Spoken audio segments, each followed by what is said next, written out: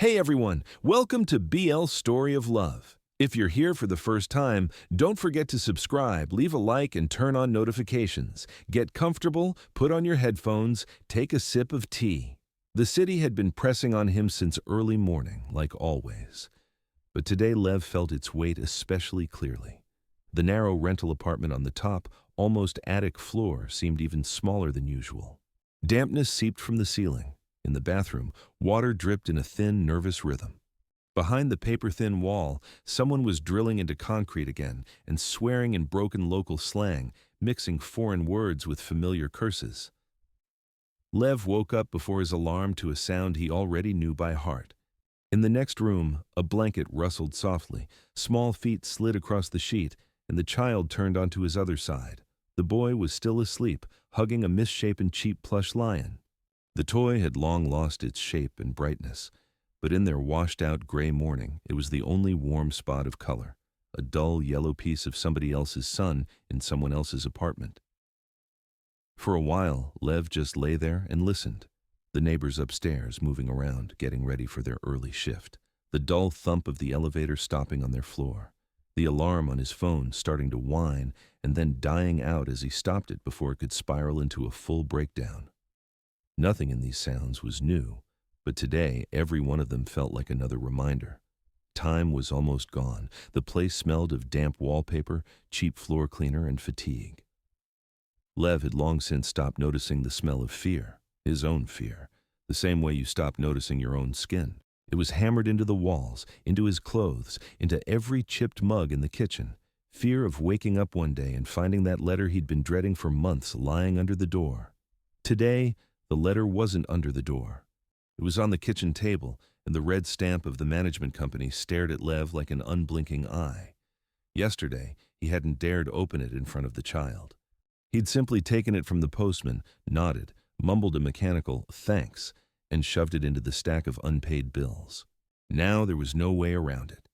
He got up, trying not to make the old linoleum creak, walked into the kitchen and flicked on the weak yellow light under the cupboard. The letter lay exactly in the center of the table, as if someone had placed it there on purpose so it couldn't be ignored. The red ink of the stamp had bled slightly into the paper. The envelope felt rough and cheap under his fingers, almost abrasive. He opened it carefully, as if not to tear the text, even though he understood perfectly well. This was not something he'd want to keep. Inside was exactly what he'd expected. Standard phrases about overdue payments, about violation of contract terms, about the need to pay off the debt within the specified period, words about final notice, and measures that will be taken if payment is not received again. Lines printed hundreds of times for hundreds of apartments just like his, but for him it wasn't standard. For him, this was a thin but very real line between a roof over their heads and a cot in a temporary shelter. At the bottom, slightly off-center, stood the electronic signature, a cold, distant alpha name that owned this whole building and at least a dozen more like it. Lev had never seen the man in person, but he had hated that name for a long time. It had no soft sounds in it, just hard consonants that seemed designed to cut the ear. The day before, he had heard that voice. Not the face, not the eyes, just the voice. And that was more than enough to turn his usual impulse to tear the letter up into a deeper, darker wish, to burn the whole house down. He remembered the cramped office of the building manager, smelling of cheap coffee and tired people. A glass divider separated the clients from the desk where a beta manager sat, faded eyes, neatly styled hair barely hiding the first gray strands. Lev sat opposite her, gripping his folder of receipts and certificates like a talisman. He spoke calmly and very politely, because experience had taught him. Shouting never helps. He explained that the delay was temporary, that he wasn't refusing to pay, that he was working double shifts, that he just needed a little more time. His words hit the glass and slid down it like condensation. The beta sighed, glanced at her monitor, at the total, at the red numbers. Then she dialed an internal extension and turned on the speakerphone without even thinking to lower the volume. Or maybe she did think, and decided it was better this way. The voice on the other end was low and merciless. It didn't care about certificates, payment plans, or double shifts. It talked about numbers. Clear, fast, with the tired precision of someone who had been doing the same thing for too many years. There wasn't a trace of interest in the people behind those numbers, only in the sums, the percentages, the deadlines. The voice reminded her that the building needed to be cleared of problem tenants, that an Omega with a child was a potential complaint, a potential inspection, a potential headache, that it was easier to cross one apartment off the list now than to deal with social services, lawyers, and bad press later. He said it casually, like discussing replacement of old radiators. There were no direct threats in those phrases. Nobody said throw them out on the street. But the air in that office vibrated with that promise all the same. Lev sat and listened as an unknown alpha, who had never seen him or his child, calmly and neatly explained why it was necessary to get rid of them like a line in a spreadsheet. The manager hung up and repeated the same words in a softer tone, with human intonations and apologetic eyes. Lev nodded, took his folder, and walked out, feeling the hallway walls pressing down on his shoulders. From that day on, the name on those letters had a sound attached to it. Cold, heavy, impersonal. Coming home that evening, he spent a long time standing in the doorway of the small bedroom, leaning his shoulder against the frame. His son was asleep on the folding sofa, legs tucked in, nose buried in an old blanket. His cheeks were warm, his hair stuck together in cowlicks, his eyelashes trembled slightly in his sleep. Lev watched him and counted days. How many were left before the final date on the letter? How many shifts he'd have to work to cover at least half the debt? How many hours on his feet his body could still take? The 24-hour diner was the only thing keeping a steady income flowing. Oil splattering on the hot surface, the smell of burnt meat, drunk customers yelling across the counter, late-night fights near the bar. All of that had become normal for him. He had learned to sleep in the daytime for 2 or 3 hours at a time, to recognize by footsteps alone who was coming to order and who was coming to pick a fight, to smile when all he wanted to do was collapse. But that job barely covered food, diapers, utilities, and his scent blockers. Blockers were their own line in the budget. Without them, he wouldn't even have been hired for the night shifts. For employers, a beta was safer, more predictable, easier. And Omega meant extra questions, prejudice, sometimes outright harassment. Every small bottle of pills cost him almost half a day's work. He bought them anyway, choosing cheaper groceries and cutting out anything that wasn't strictly necessary. Any delay in pay turned his life into a slow, sticky fall, like the floor itself was sliding out from under his feet. Physically, he had already lived through the worst. Pregnancy alone, with nobody to hold his hand, with family doctors sighing in irritation every time they saw his name on the chart, giving birth in an overfilled maternity ward that left him in the corridor until the very last moment, because they had no rooms.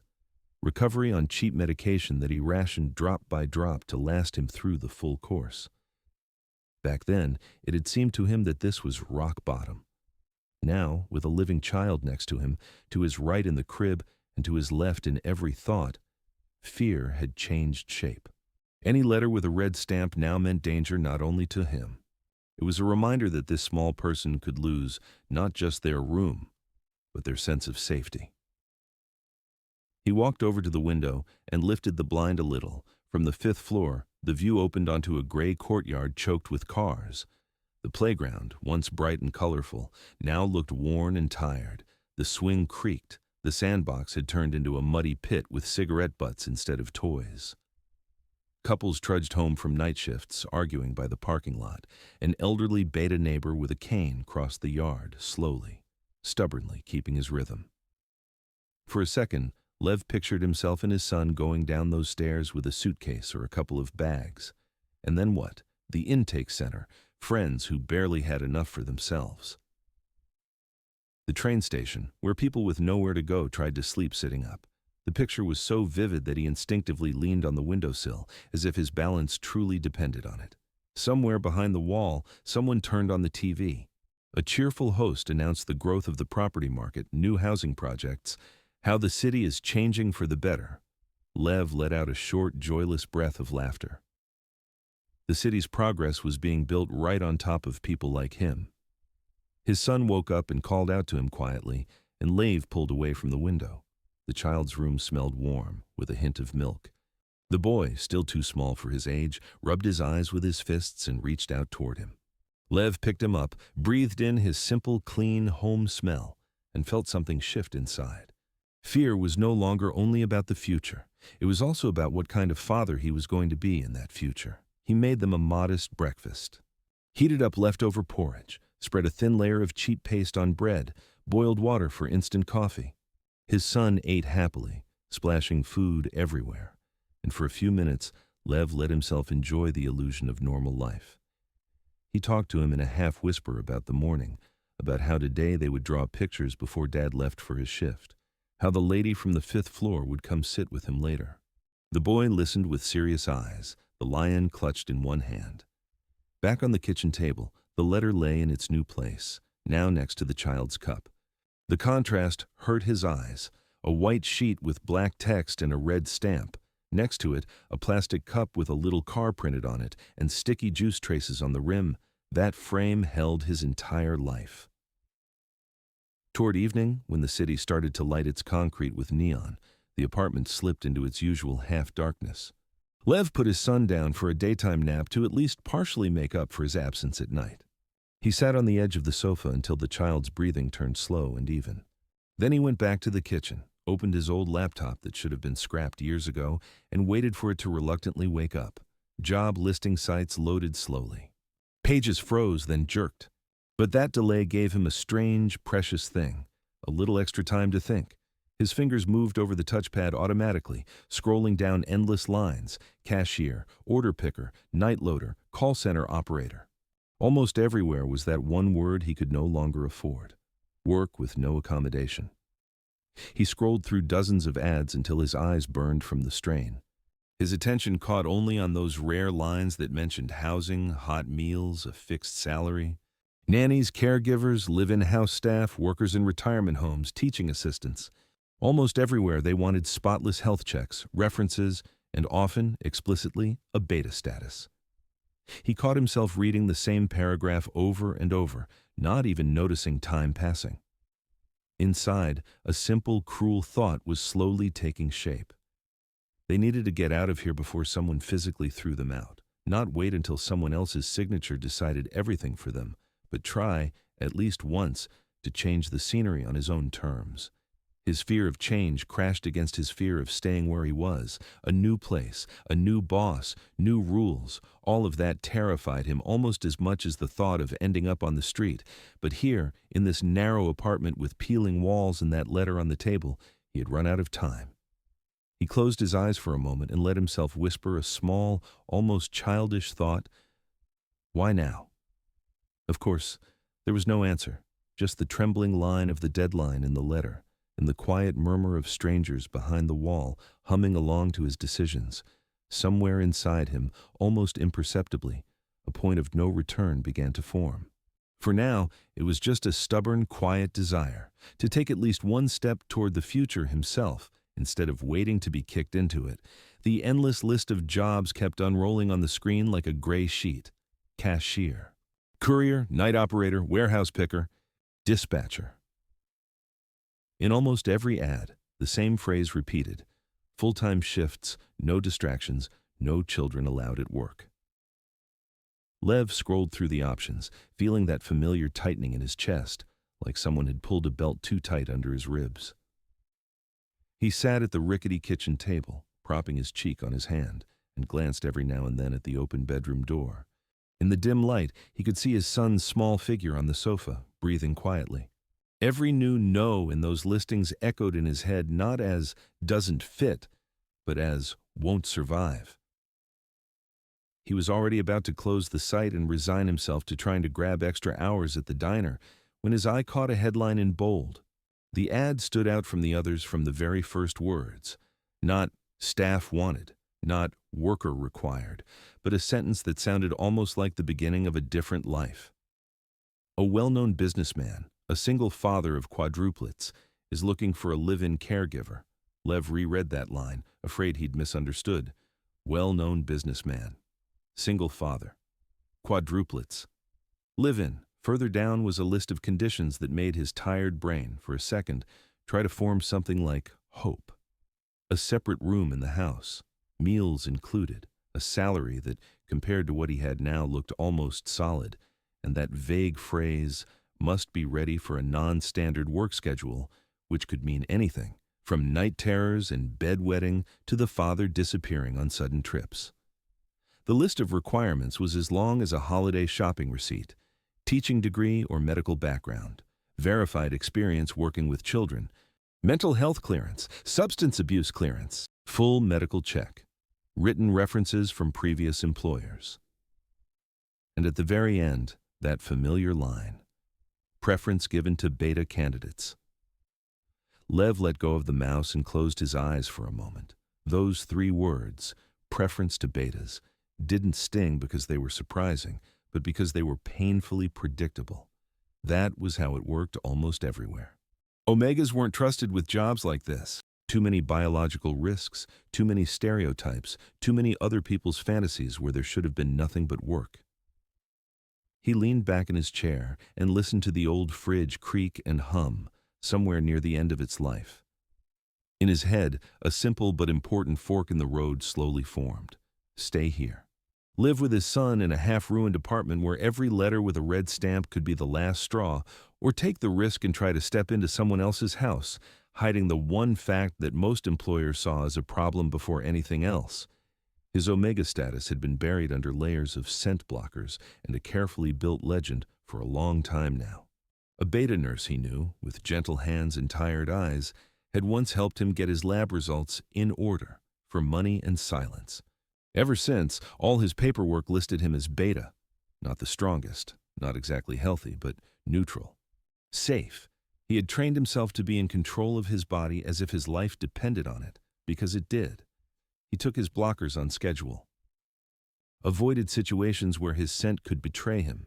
Stayed away from crowds of alphas and from hot, stuffy, enclosed spaces with strangers. At the cafe, he'd swap shifts if he smelled too many heavy alpha scents in the hall. Being an Omega in his position meant pretending to be whoever made survival easier. He leaned closer to the screen and scrolled down to the end of the ad again. In fine print was the name of the agency handling the hiring. A phone number, a website, and the familiar promise: strict confidentiality, special requirements for candidates. He could almost hear his inner skeptic. Who would choose you?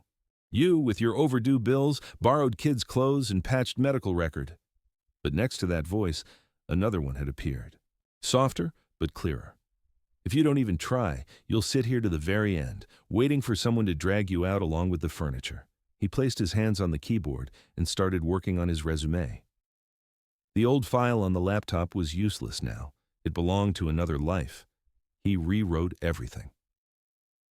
Under work experience, he carefully added the months he had spent helping in the cafe's small kids' corner, back when he was still pregnant, and hiding it under a loose uniform.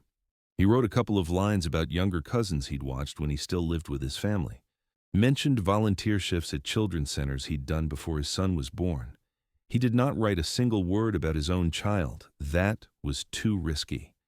A single Omega father with a kid raised too many questions. A beta with childcare experience was just another candidate. Choosing a photo took longer than it should have. The old pictures were from his before life. Too much of the past in his eyes.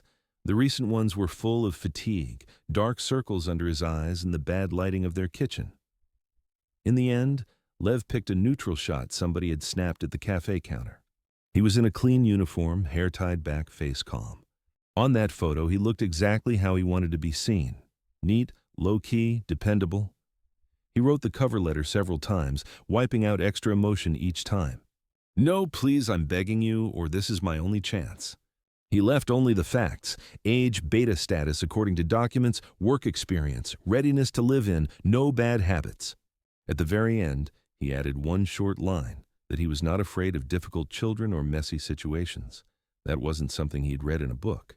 That was something he had earned with his own sleepless nights. He pressed send and stared at the screen. Nothing changed, no fireworks, no instant replies. Just a small line. Email sent successfully.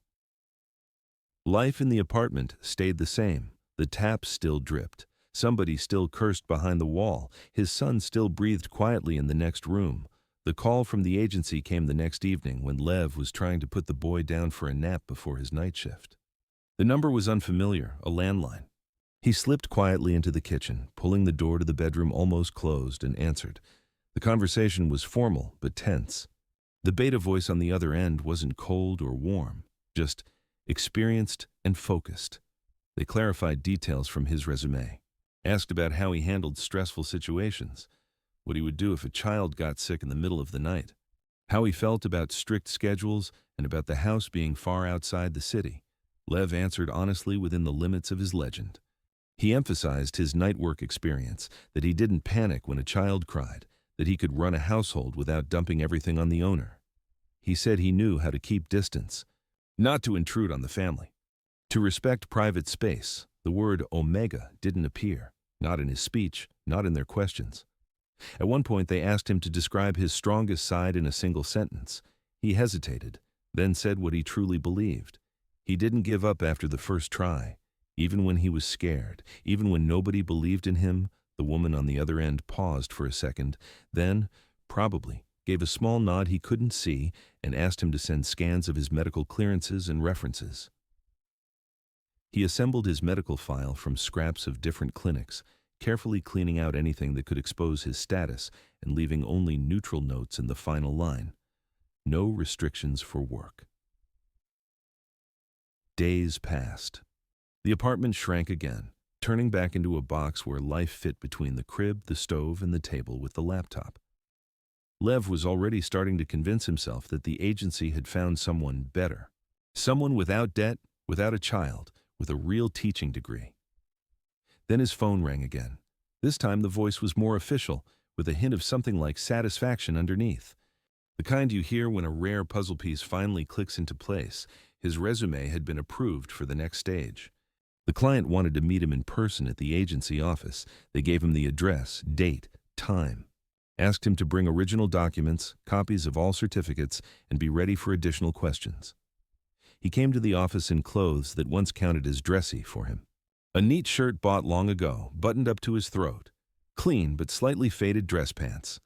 He left his old jacket with the stubborn stain in the cloakroom. The hallway smelled of coffee from a vending machine and disinfectant. The walls were painted in a neutral pastel tone, decorated with framed thank you letters and photos of smiling nannies with children. A beta receptionist with perfect nails and a cool gaze led him to a meeting room. It was too bright and too clean, and Lev felt every breath like it was being recorded. The interview was conducted by another beta, a middle-aged man who had clearly been in this business long enough to read people in the first 3 minutes. They talked for a long time. Lev went over his experience again, this time in detail, answered follow-up questions, tried not to fidget with the edge of the folder on his knees. They asked how he resolved conflicts between children, how he reacted to screaming, what he would do if an adult crossed a child's boundaries. At that last question, he froze for a moment, then answered firmly. Something flickered in the interviewer's eyes, maybe respect. The administrator was clearly assessing more than just his answers. She watched how he sat, how he held eye contact, how he reacted to sudden turns in the conversation. Lev felt like he was under an X-ray. Every tiny gesture seemed too loud. At the end, they told him his resume would be passed directly to the client. They casually mentioned that the house was outside the city, on a high hill next to a line of forest.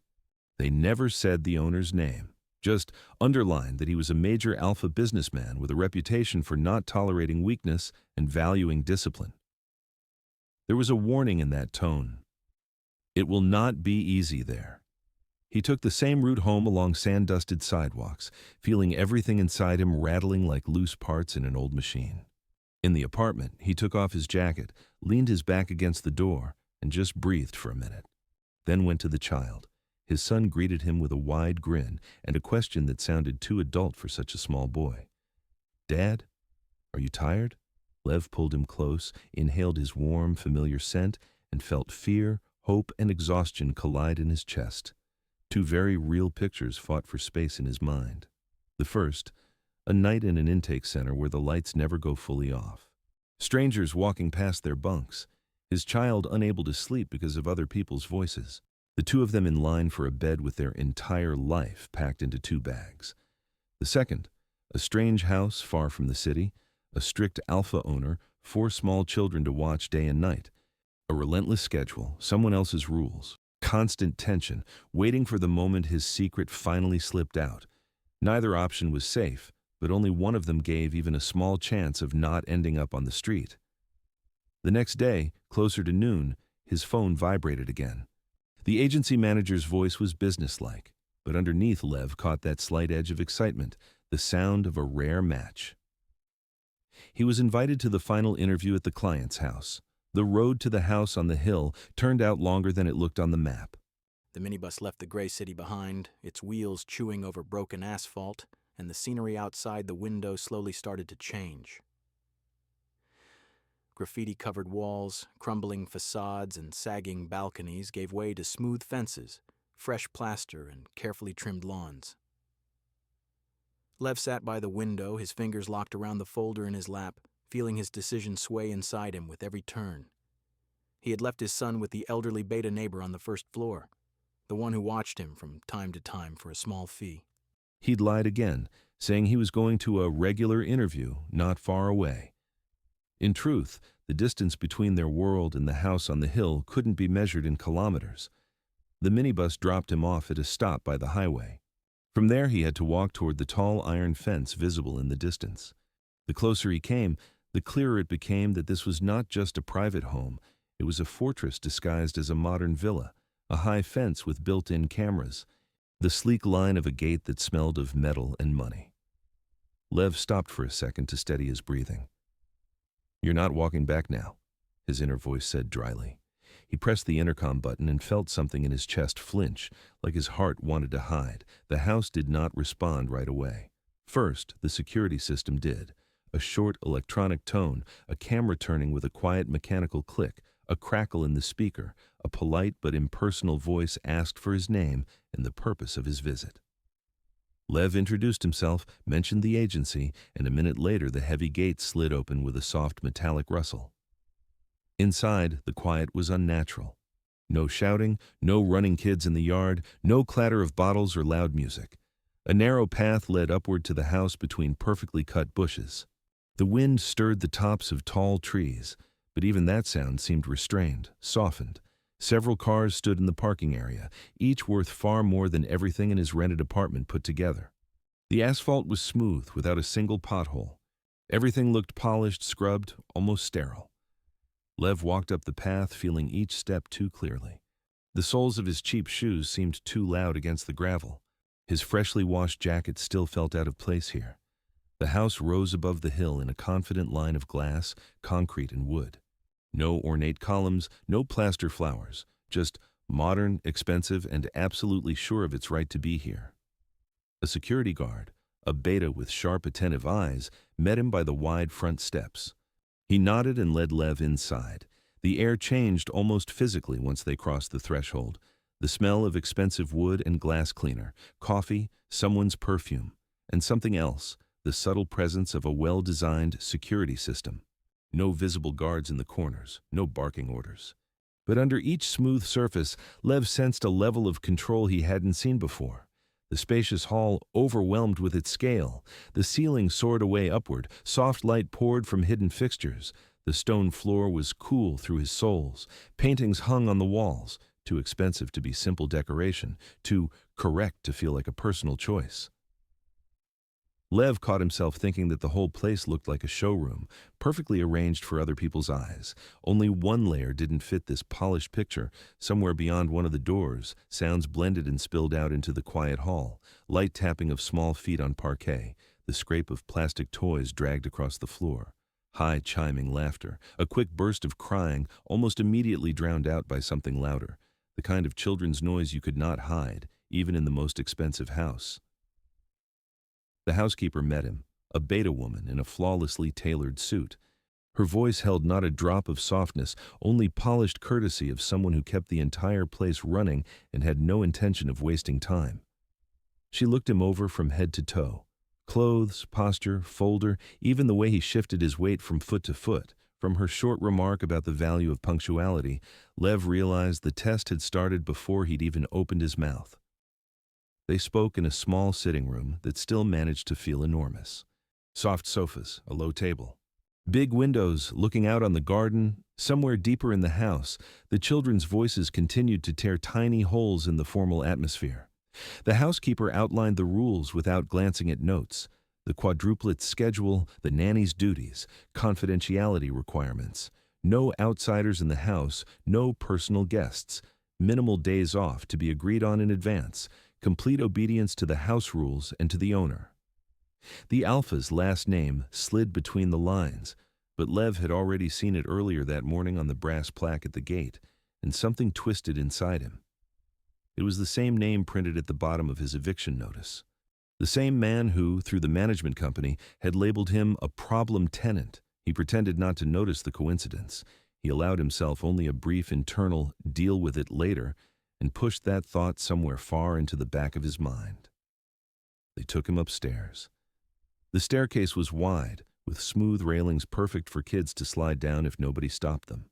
On the second floor, the air changed again, this time to a warm chaos of laundry detergent, baby lotion, plastic toys, and crumbs of cookies. The sound grew stronger. Now he could distinguish individual voices, one higher, sharper, another raspier, a cautious one. A whiny one. The door to the nursery opened suddenly. The housekeeper started to say something, but her words dissolved in the wave that crashed out of the room. The quadruplets stormed into the hallway like a tiny tornado. 4 very similar faces, each with its own shade of eyes and tilt of the chin. 2 already taller and lanky like saplings, 2 shorter and sturdier, like small solid balls. One child wore a t-shirt with little cars. Another had on a stretched-out sweater. A third was barefoot.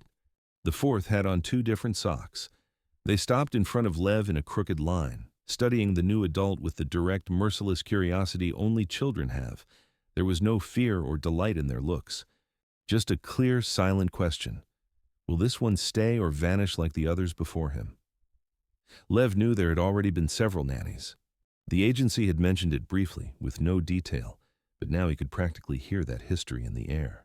The tiredness of the staff, forced to get used to new people over and over, the distrust of kids raised to expect adults to leave, the hard rhythm of a house that refused to bend to someone else's weakness.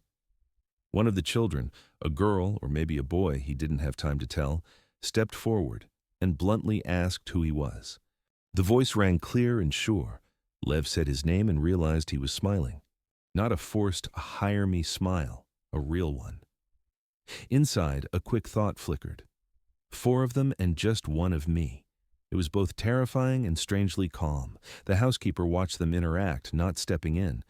That was a test, too. Lev could feel her gaze like a spotlight. He crouched down so he'd be on their level and let them inspect him. One child reached for his shoelaces. Another took hold of his sleeve as if to see whether he would disappear if they pulled. The third kid's eyes went round when he noticed the old watch on Lev's wrist. The fourth silently walked around him in a full circle like a tiny security guard, then returned to the others. For a few minutes, the noise faded into the background. Lev asked simple questions: how old they were, what they liked, whether they had favorite toys. He listened to their answers, mentally noting who cut others off, who stayed quiet, who tried to be in charge. The quadruplets turned out not to be identical pieces from one set, but 4 separate worlds, all spinning around one shared axis, a strict schedule and a father who was absent in person but present in every rule. After this short introduction, the housekeeper asked him to stay with the children alone for a trial period of time. She left, closing the door behind her, and the silence in the hallway felt almost as heavy to Lev as the buzzing inside the room. The quadruplets exchanged glances as if they had received a secret signal and immediately scattered in 4 directions. One climbed up on the bed, another ran to the toys, a third grabbed Lev by the hand, demanding attention, and the fourth sat down in the corner with a book, pretending he didn't care at all. The room filled with chaotic movement. Lev felt panic rising inside. If they all started crying at the same time, he wouldn't cope. He remembered the nights when his own son cried from colic, and he paced the tiny kitchen, bumping his elbows against the walls. Back then, it was just him, a child in his arms, and the fear that the neighbors would call someone in authority. Here, the space was bigger. The children were 4 times as many, but the sense of being overwhelmed was exactly the same. He did the only thing he had really learned over the last years. He didn't try to control everything at once. First, he stopped the one who was already leaning too far over the bed rail. Then he turned to the child tugging on his sleeve and suggested they get a game down from the top shelf together. Within a couple of minutes, two of the kids were already sitting on the rug arguing over blocks. The third he quietly invited to help him count the toy cars, turning extra energy into a task. To the fourth, the one sitting with the book, he simply said that if he wanted, he could later show Lev his favorite place in the house. Little by little, the noise stopped being pure chaos and turned into a working background. The children came up to him one by one, checking whether he would respond when they needed him. Once someone burst into tears, somebody had snatched a toy away. Lev didn't raise his voice. He sat down next to them and calmly untangled the argument, splitting the toy with a simple timer rule. You play first, then you. Inside, he was nervous, but his hands moved automatically. When the housekeeper came back, the room was quiet as it can be with that many small people in it. Not perfect. Someone was still speaking too loudly. Someone was already frowning from tiredness. But the atmosphere was very different from the initial storm. Lev sat on the floor, leaning his back against the bed. The blocks on the rug were sorted by color. One child held a book and was reading the pictures with an impressively serious face. The housekeeper's gaze lingered on this scene longer than on any line in his resume. She made a note on her tablet, nodded once, and that nod clearly meant, "You passed the minimum test." They took him further through the house, showed him the room that would be his. It was close to the nursery, so at night he could reach the kids in a few seconds if something happened. The room was small but bright. White walls, a narrow bed, a small table, a built-in wardrobe, a window overlooking the garden. A separate little bathroom with a shower, scrubbed clean to a shine. After his own apartment, this kind of simplicity felt like luxury. No mold stains, no peeling paint, no neighbor's TV pounding through the wall. He ran his hand along the windowsill and caught himself thinking that here, at least, a child wouldn't be breathing damp air. He didn't see the owner of the house that day. Only heard firm, confident footsteps above him a few times. Once, a low voice giving a short order to one of the staff. Later, a phone call and clipped businesslike phrases filled with the habit of solving problems quickly and without sentiment. The alpha existed in the house like a shadow, a vertical line of power running through all the floors, not needing direct contact. And in some ways that was more unsettling than if he had simply come down and looked Lev in the eye. That evening, on the way back in the minibus, Lev watched his hands. He could still feel the weight of little fingers on them, grabbing his sleeve, his wrist, his shoelace. The image of the nanny's room, the garden outside the window, the restored order among the toys they had tidied together, floated up in his mind again and again. The house on the hill was no longer an abstraction from an online listing.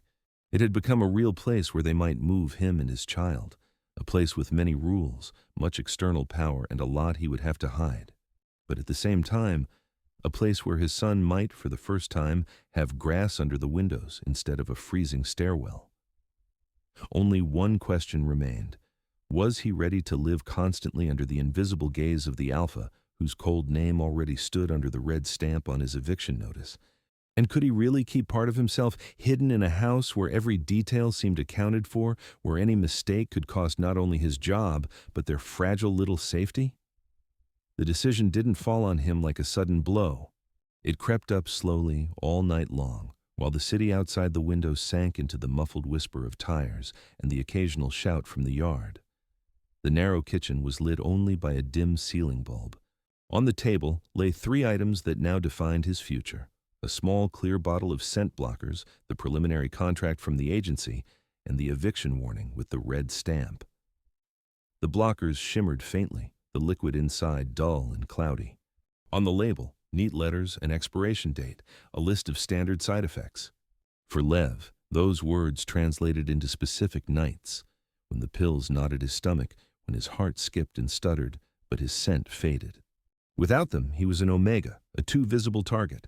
With them, he turned into a gray figure, a convenient beta with good references. The preliminary contract looked flawless. In the status line, it said beta. Next to it, a phrase about a clean medical history and readiness to provide additional tests at the employer's request. Not a word about him ever being pregnant. No hint that, in the next room, A small child was sleeping, breathing quietly and unevenly, the way kids do when they've lived through too many winter colds in cold apartments. Lev ran his finger along the printed lines. The paper was smooth, rustling slightly. Cold. In the world of numbers and stamps, he really was an easy figure. A young man, beta, no family, no obligations. It was easy to build a legend around that. A neighbor who sometimes asked him to help with her nephews. First aid courses. A couple of volunteer shifts in a children's center. Everything tidy, everything verifiable, everything designed to inspire trust. Beside it, lying partly over the overdue notice, was his real medical file, the one with marks he couldn't show anyone. Pregnancy, labor ward. Postpartum recovery. Several visits marked as hormonal instability. Put next to the contract, they made two versions of the same life, two that had no right to meet. He looked up. From the kitchen doorway, he could see the child's bed pressed against the far wall. The boy was asleep, cheek resting on the battered plush lion. The blanket had slipped, a small foot stuck out from under it. Lev got up automatically, went over, pulled the blanket back up, and brushed his fingers lightly over the boy's forehead. Warm. Normal. Alive. You shouldn't have to live under threat of every letter. A thought flickered. You shouldn't wake up in fear at every knock on the door because someone got the wrong floor. He hadn't started hiding his status immediately after the birth. At first, there was a period when he still believed someone might care that he'd been left alone with a baby. That there might be employers for whom a single Omega father wasn't a stain, just a fact. Several attempts ended the same way. First, covert interest, then hints. Then, two direct offers to help with money if he helped in return. Once, an alpha customer tried to pin him to a wall in the diner kitchen, whispering that nobody will ever know. After that, he bought his first cheap bottle of blockers. Later, he started ordering better ones through people he knew. He found a nurse at the local clinic who understood that sometimes people needed to mute the truth just to survive. For an extra fee, she helped keep his Omega status off a few key charts. It wasn't heroic rebellion, just quiet, dirty adaptation. The house on the hill raised the stakes. It was one thing to hide your status from drunk customers in a night diner. Another to live under the same roof with an alpha who was used to receiving reports about everything around him. Here, mistakes didn't just mean losing shifts. Here, any crack in his legend could turn into a crack in the very foundation of their fragile existence, the scent he could manage. He planned his meals around the pills, took showers twice a day, wore clothes washed in neutral detergent, no perfumed products. No running hot and flustered through the house. No situations in which his body might decide it was time to let the Omega out. The documents were harder. He knew big employers often did their own checks. The agency assured him everything would be under control, that at this level, they trust our screening. But Lev had seen the way the housekeeper looked at people. That was the gaze of someone who'd convinced herself many times over not to trust someone else's paperwork. If she felt even a hint of inconsistency, she'd start digging. He sat back down at the table. The bottle of blockers stood across from him like a silent question. If he refused, the eviction notice would go through, followed by social services, temporary shelters with their strict rules, and no personal space. There would be no time there to pick and choose who watched his child. Any alpha on staff would be able to dictate their terms. If he agreed, he would live with constant fear of exposure. But between those two fears, there was one crucial difference. In the second option, he still had the illusion of some control. He could choose the doses, control the distance, plan ahead for dangerous situations. The decision finally took shape closer to dawn when the first cars began creaking outside and the heavy door of the building slammed shut. Lev picked up a pen. The preliminary contract lay in front of him, already filled in by the agency. All that was left was his signature. For a moment he stared at the empty line at the bottom. How many times in recent years had he signed papers that steered his life for him? NDAs, employment contracts, forms stating, "I have no complaints." Each time he'd felt another piece of his freedom dissolve into someone else's conditions. This time was different. It was still a compromise, still a lie, still a risk. But now he at least understood what he was agreeing to, and he was the one choosing it. Not his parents, not some rich alpha, not an agency rep. "You're not doing this for yourself," he reminded himself. "You're doing it for him." The ink flowed onto the paper in a clean, steady line. His signature was neat, just like he'd once been taught in school. The word beta above it didn't change, but something inside him flipped over. There was no going back to his old life. The question of his son hit him immediately after that signature. A live-in position didn't include personal extra circumstances in the form of a small child. He couldn't just bring the boy along by the hand and say, "He's with me, take us both." Any sympathy among the staff would crash against the owner's dry verdict. That's not what I'm paying for. The solution turned out cruel and simple. Leave his son with the neighbor, temporarily. The beta woman had lived in their building for years, alone, tired-faced, with endless TV series filling the silence of her flat. She had already helped him more than once, taking the boy when Lev had to rush to a last-minute shift or lie down with a fever. For a modest sum, she gladly kept the child with her, feeding him, turning on old cartoons, telling him stories about the good old days. Lev came to her early, before the city fully woke up. In his arms, the boy, clinging sleepily to his neck, fingers gripping his collar. In a bag, diapers, a couple of favorite toys, some food. Behind his back, a suitcase with his own things, a symbol that he too no longer belonged to those four damp walls. He spoke evenly, keeping to the facts. New job, live-in. He needed time to get settled. There would be money regularly, on time. One condition: no strangers in the apartment, no talking to anyone about the boy living there full-time. The fewer people knew, the safer it would be. The neighbor listened carefully, her brow furrowed. There was more genuine concern for him in her eyes than in any relatives he'd had. She didn't ask many questions. Just checked how soon he planned to take the boy to live with him. He answered honestly, "As soon as I can," even though he had no idea when that would be. When the door closed behind his child, the air in the stairwell felt strange. Too empty. He stood for a few seconds, listening to the sounds behind the wall. First, the boy cried. Then the sobs turned into a thin, cranky whine. Then the neighbor's cheerful chatter drowned his voice out, dragging his attention toward cartoons and biscuits. Lev went down the stairs, each step echoing in his knees. Outside, the morning was cool. The smell of bread drifted from the nearby bakery. A tram hummed somewhere in the distance. Everything looked the same, but for him, the order of things had shifted. He took the first blocker right at the bus stop, washing it down with water from a flimsy plastic cup. The familiar wave of nausea rolled through him, followed by a dull heaviness in his head and that faint sensation that the world's smells had been turned down a notch. His brain noted it dryly. The mask is on. The ride to the agency took place in a half-empty minibus.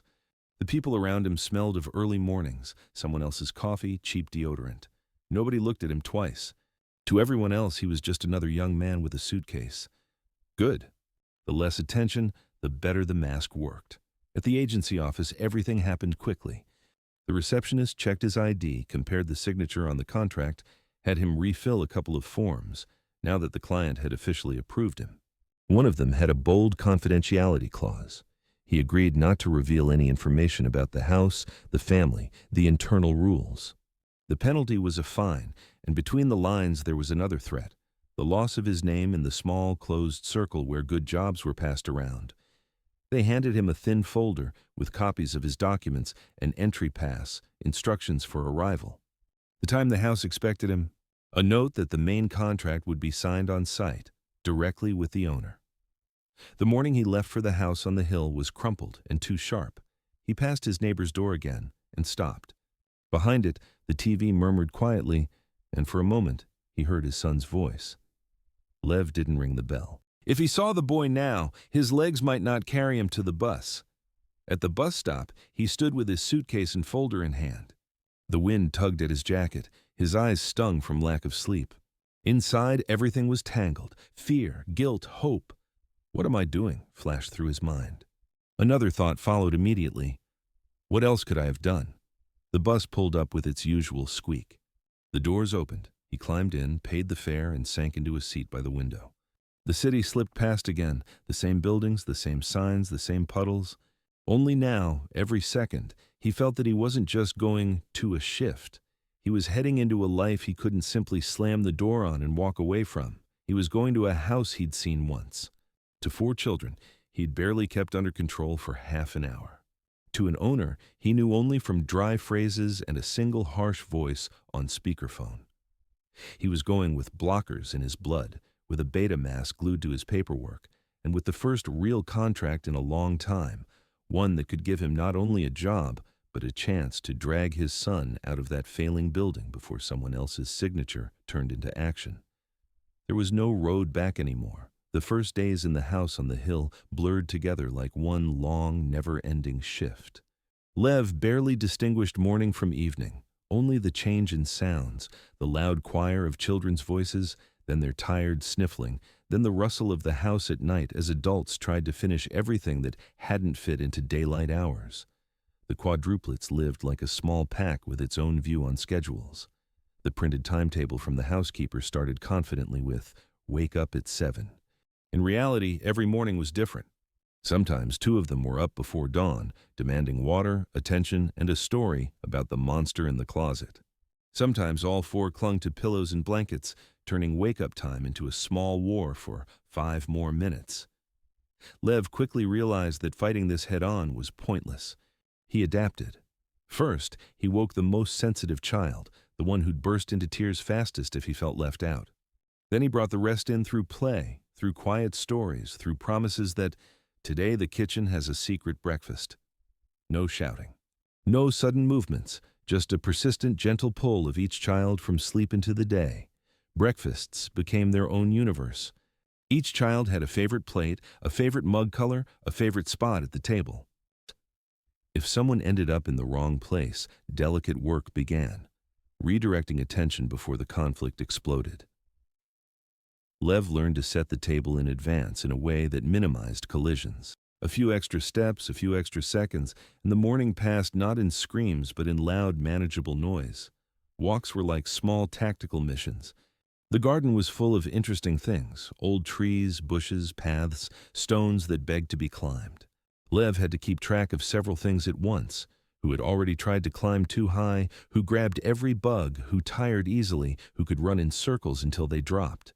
He assigned roles, turned potentially dangerous spots into forbidden zones, and safe areas into secret bases.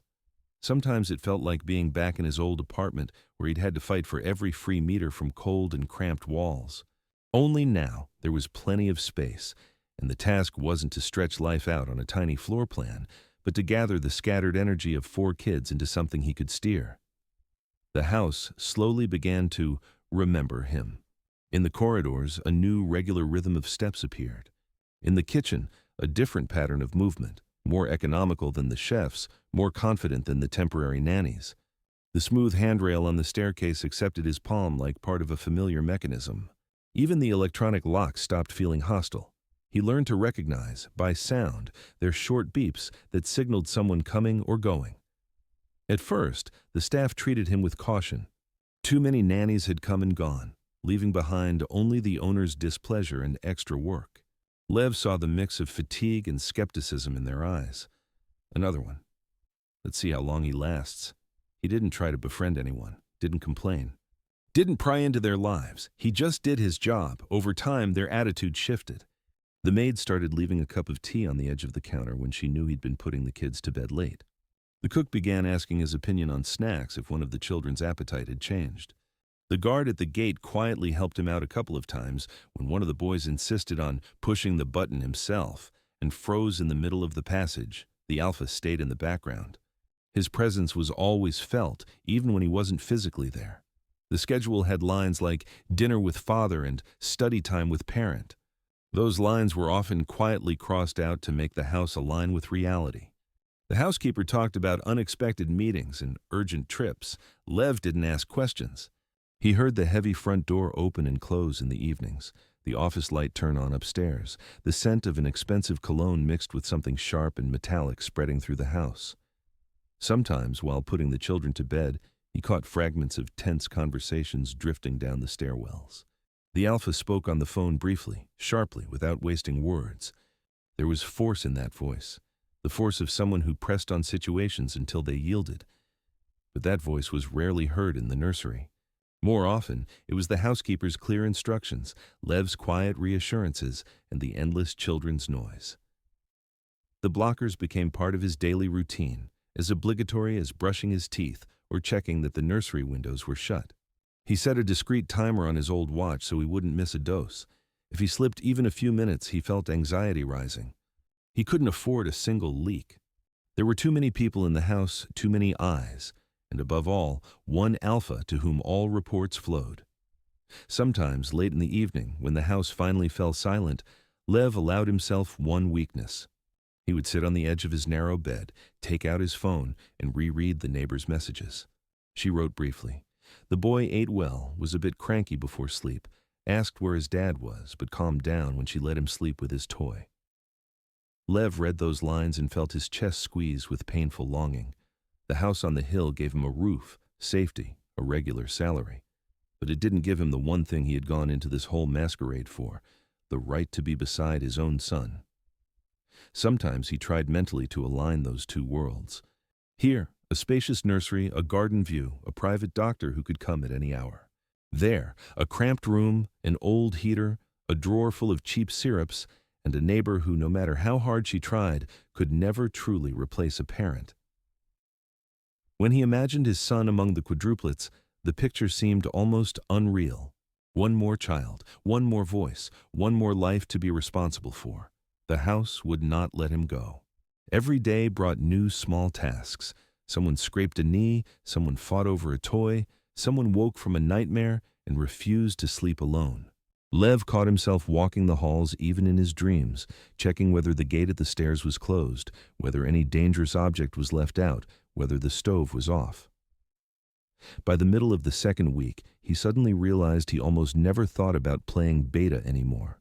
The mask had settled so tightly it became part of everyday life. His body reacted to the blockers as if they were normal.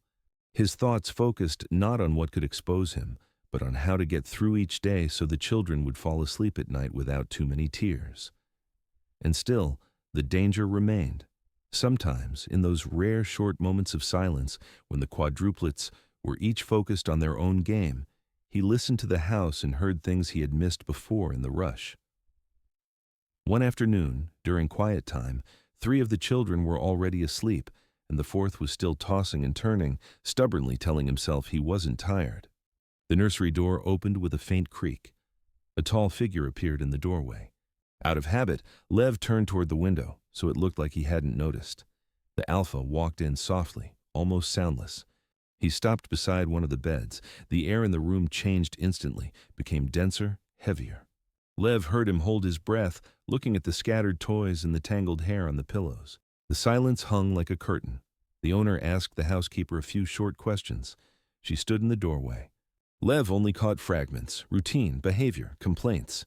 There was no tenderness in the alpha's voice, but that ice-cold indifference he'd heard through a speakerphone at the management office wasn't there either.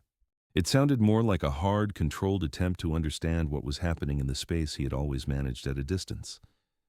Lev kept his eyes down. He remained at the window, fussing with the curtains, acting as if his only job was to check the light. But inside, a first spark of recognition stirred. The tone, the intonation, the dry, clipped way of asking questions. It was all weirdly familiar. Like a voice he'd once heard on speaker, back when he still believed he could save his old apartment. The day had started like any other. Morning chaos, breakfast, the struggle to get 4 kids ready for activities without drowning in their "I don't want to" and "let's do it another way." Then, a walk in the garden, a light breeze, the smell of freshly cut grass. Everything ran on the usual track until the house quietly changed its pitch. Lev felt it not so much with his ears as with his skin. The air in the hall thickened. Footsteps became more deliberate. The front door opened on business. Several pairs of expensive shoes, muted voices, quick handshakes. Security moved more actively, but without any show of alarm. That meant the guests were expected.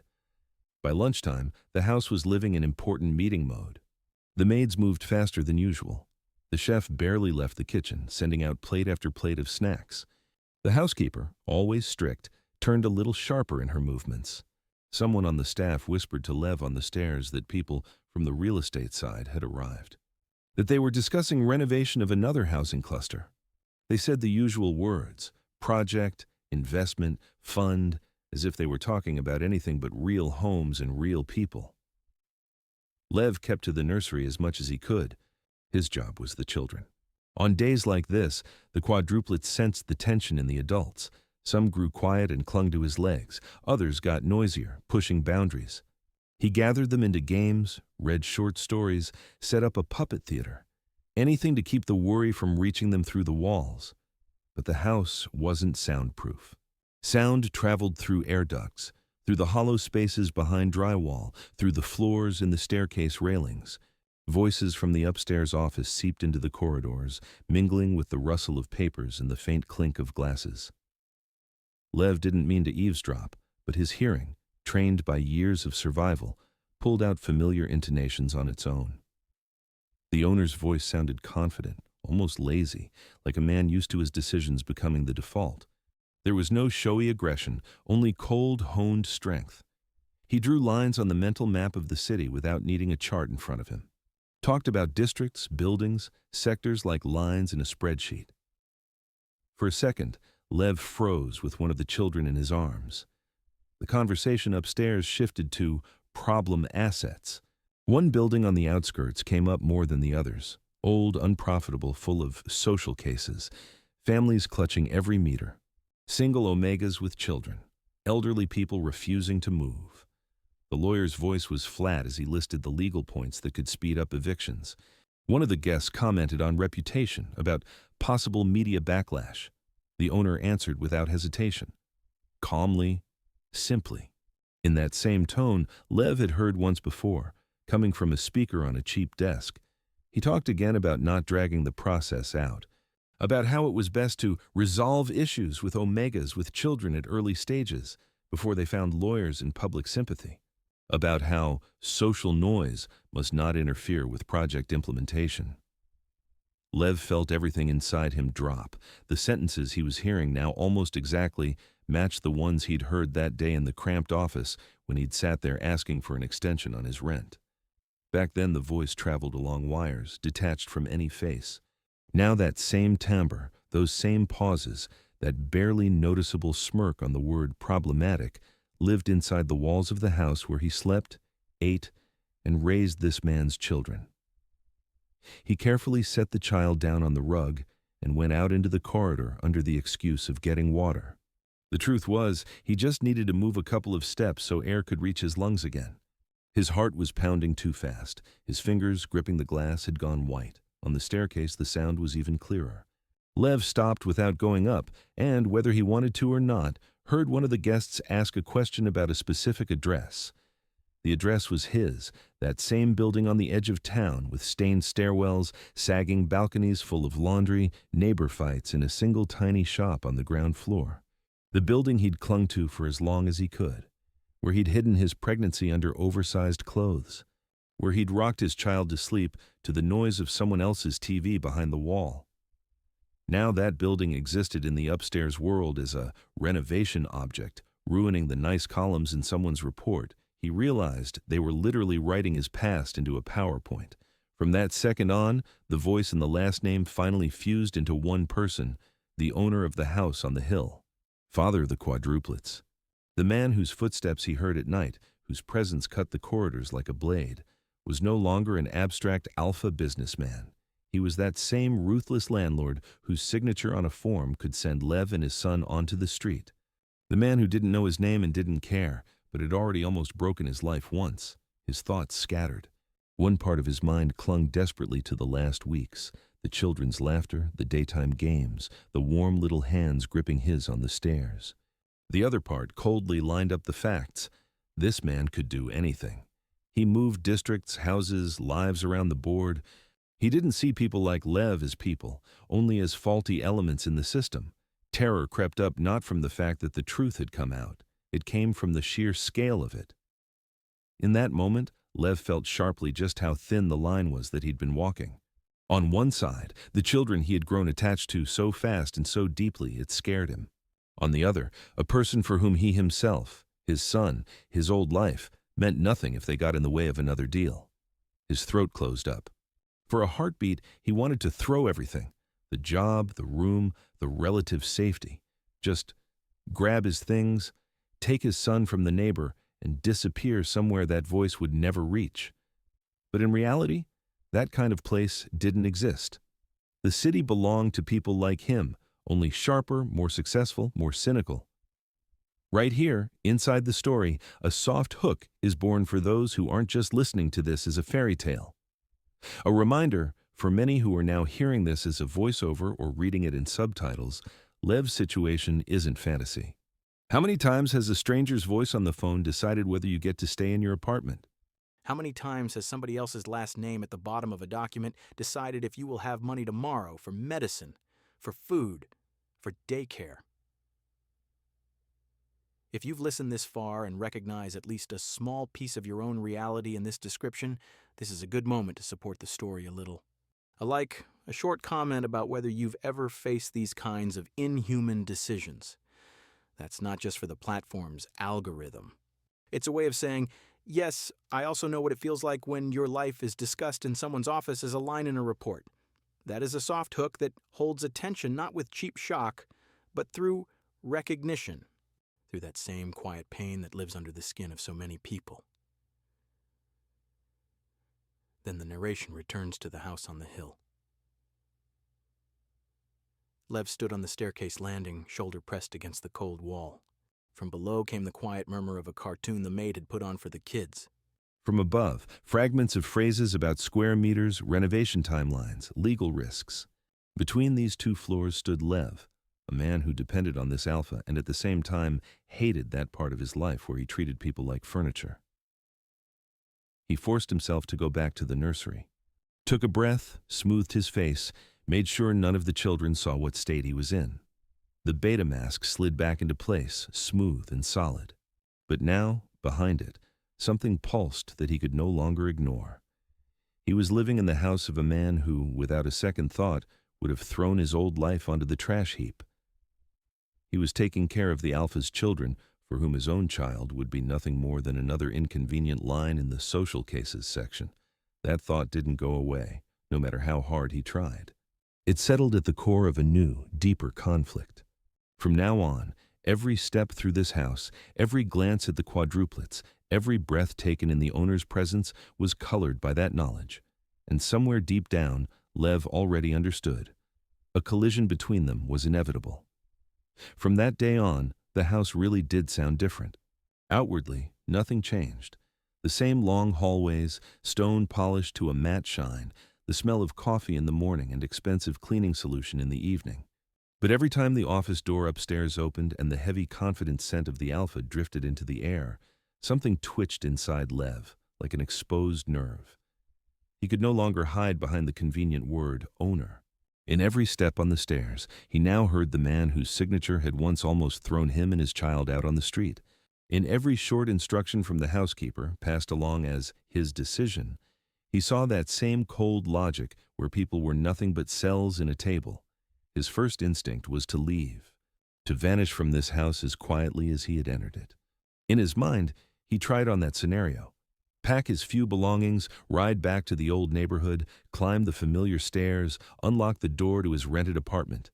He even tried to imagine the smell, stale damp, cheap detergent, the faded scent of the kid's shampoo he washed his son's hair with. And every time the picture shattered against reality, the apartment was under threat. The building was on the problem list. The management company had already sent several letters with red stamps, and now, after the meeting upstairs, Lev understood clearly. This wasn't just intimidation. It was part of a precise scheme. Going back there wouldn't mean home. It would mean waiting to be evicted. His son was still living with the neighbor. She stayed calm and practical, without drama, but every short message from her cut him to the bone. He misses you. Tonight he didn't want to fall asleep without your story. He asked when you're coming. Lev read those lines at night, when the alpha's children were asleep, and felt that familiar heaviness rising in his chest like slow suffocation. On the other hand, every day in the house on the hill tied him more tightly to the quadruplets. They accepted him without questions, knowing nothing about his status, his past, or who their father was to other people in the city. For them, he was the one who brought water when their throats hurt, who sat beside them while fever burned, who could tell by their scent when a cold was coming and when it was just tiredness. One day, one of the boys fell ill. The fever came up suddenly, toward evening. The doctor left with the standard set of recommendations and medicine, but the real hours started after that. The night stretched into an endless cycle of cooling, wet towels and quiet, half-conscious sighs from a small body on the pillow. Lev sat next to him, counted his breaths, laid his hand on his forehead, listened to each change in his breathing. At some point, the boy, not really waking up, whispered through his sleep, in that simple way that makes everything inside you clench. "Don't go." Lev answered just as quietly, automatically, knowing the child probably wouldn't hear. "I'm here." That scene burned itself into his memory. He had held his own son like that once, with a fever, in a cramped room with peeling walls, cheap medicine from the night pharmacy bought with his last cash. He had whispered the same words to his own child. The only difference was that back then there was no safety net at all. If he had collapsed, there was no one to catch either of them. Here, at least on paper, there was a system. A doctor on call, staff, money for medicine. The more attached he became to the children, the more complicated the calculation grew. Leaving now meant abandoning them in the middle of the constant nanny turnover. Staying meant waking up and going to bed every day in the presence of a man he now feared and almost physically despised. At night, lying in his small staff room, Lev spun through the options like heavy, sharp stones in his hands. Each one could cut him. The first, leave now, while there was still only an agreement with the agency and no final contract with the owner. Take his son from the neighbor, try to find another job, even if it paid less and was further away. Live on the edge again, but at least without that constant feeling that every breath he took belonged to one particular alpha. The second, stay, keep playing the beta, and hold on until the old building really went under renovation. By then, maybe he could save some money, create a small cushion, find a way to move to another district, another city, any point on the map where the owner's last name wasn't mentioned in every news broadcast. The third, the scariest, tell the truth. Admit his status, his child, the fact that he had once been precisely that social case from the report. Lev dropped this option almost instantly. Honesty in a world where alphas decided the fate of whole blocks was rarely safe, especially from an Omega who had spent his whole life learning to freeze in the shadows. Every time he ran these scenarios, he came back to the same point: his son. If he walked out now, the income vanished. If he stayed, the money continued, but the price for it rose every day: fear, tension, risk of exposure. Whatever he chose, the child remained the center everything revolved around. Not career plans, not pride, not the need to prove something to anyone, but a basic animal instinct. Give this small person a chance not to end up on the street. At the same time, his attachment to the quadruplets only deepened. He found himself comparing things: their room and his son's old room, their pile of toys and his boy's single worn plush lion, their full plates, and those days when he split one piece of bread between two of them. There was no jealousy toward the alpha's children in that comparison, only a strange, quiet relief that at least some of them would never know hunger. Sometimes he caught himself thinking of these 4 kids as part of his own responsibility, not just as a job or a line in his contract, but as living beings he was responsible for, just like his own child. And that made the idea of leaving even heavier. A quiet, nagging guilt rose inside him. If he disappeared, they would once again be left without a stable figure. Once again, they would look at the next nanny with guarded suspicion. The more he tried to rationalize the situation, the more he understood that any logic smashed against feelings. Reason whispered that you can't live in the house of a man who despises you on a social level. His heart answered that he was already too needed by those who had done nothing wrong. On top of everything, the outside world kept reminding him that soon he might not have a choice at all. The neighbors sent brief voice messages. A commission had come to the yard, measuring things, taking photos, questioning residents. A notice about an upcoming meeting was pinned in the entrance. People on the stairwell talked in half whispers. Some claimed the building would be sold for offices, others that they'd be moved to soulless boxes on the edge of town. Lev listened to these messages through his headphones while putting the alpha's children to bed. Quiet voices from his old life overlapped with the rustle of sheets in the nursery, the soft breathing of the quadruplets, the murmur of the night corridor. In his head, the same simple phrase surfaced again and again: "He's got us from both sides." The same man was both a potential savior and the source of threat. One decision could secure Lev work, a room, some stability. Another could take his apartment, cut the last ties between me and my son. That realization froze him. On especially hard nights, he drove himself to the limit, sat on the bed, hands pressed against his eyes, and whispered into the darkness, "What am I supposed to do?" There was, of course, no answer. In the morning, everything started again. The quadruplets demanded porridge, attention, new stories. The house woke up, security changed shifts. Somewhere upstairs, the computer in the office turned on, and Lev got up, walked his usual route, pulled the beta mask over himself once more. Smooth, safe, convenient for the system, he went on living in that suspended state. Every new day didn't bring him closer to a decision, but grew his roots deeper into the house and the children. The trap tightened not with brute force, but through attachment and necessity. The longer he stayed, the clearer it became that any choice would cost him something. The only question was what price he was willing to pay: his freedom, his principles, or a piece of his own heart left behind in someone else's nursery. For now, he didn't know the answer. He just kept walking down the corridor, holding 2 of the 4 children by the hand, as if that alone could somehow keep the whole crooked world from falling apart. The crisis came the way big turning points usually come to people who can't afford mistakes, deep in the night when the house was pretending to sleep. Lev didn't wake up from his alarm or from the usual noise in the hallway. Something else dragged him out of sleep, a specific jagged sound he'd learned to recognize back when his own child was a baby. Quick 2 rapid breaths, broken breathing, a short dry moan. Not a scream, not crying.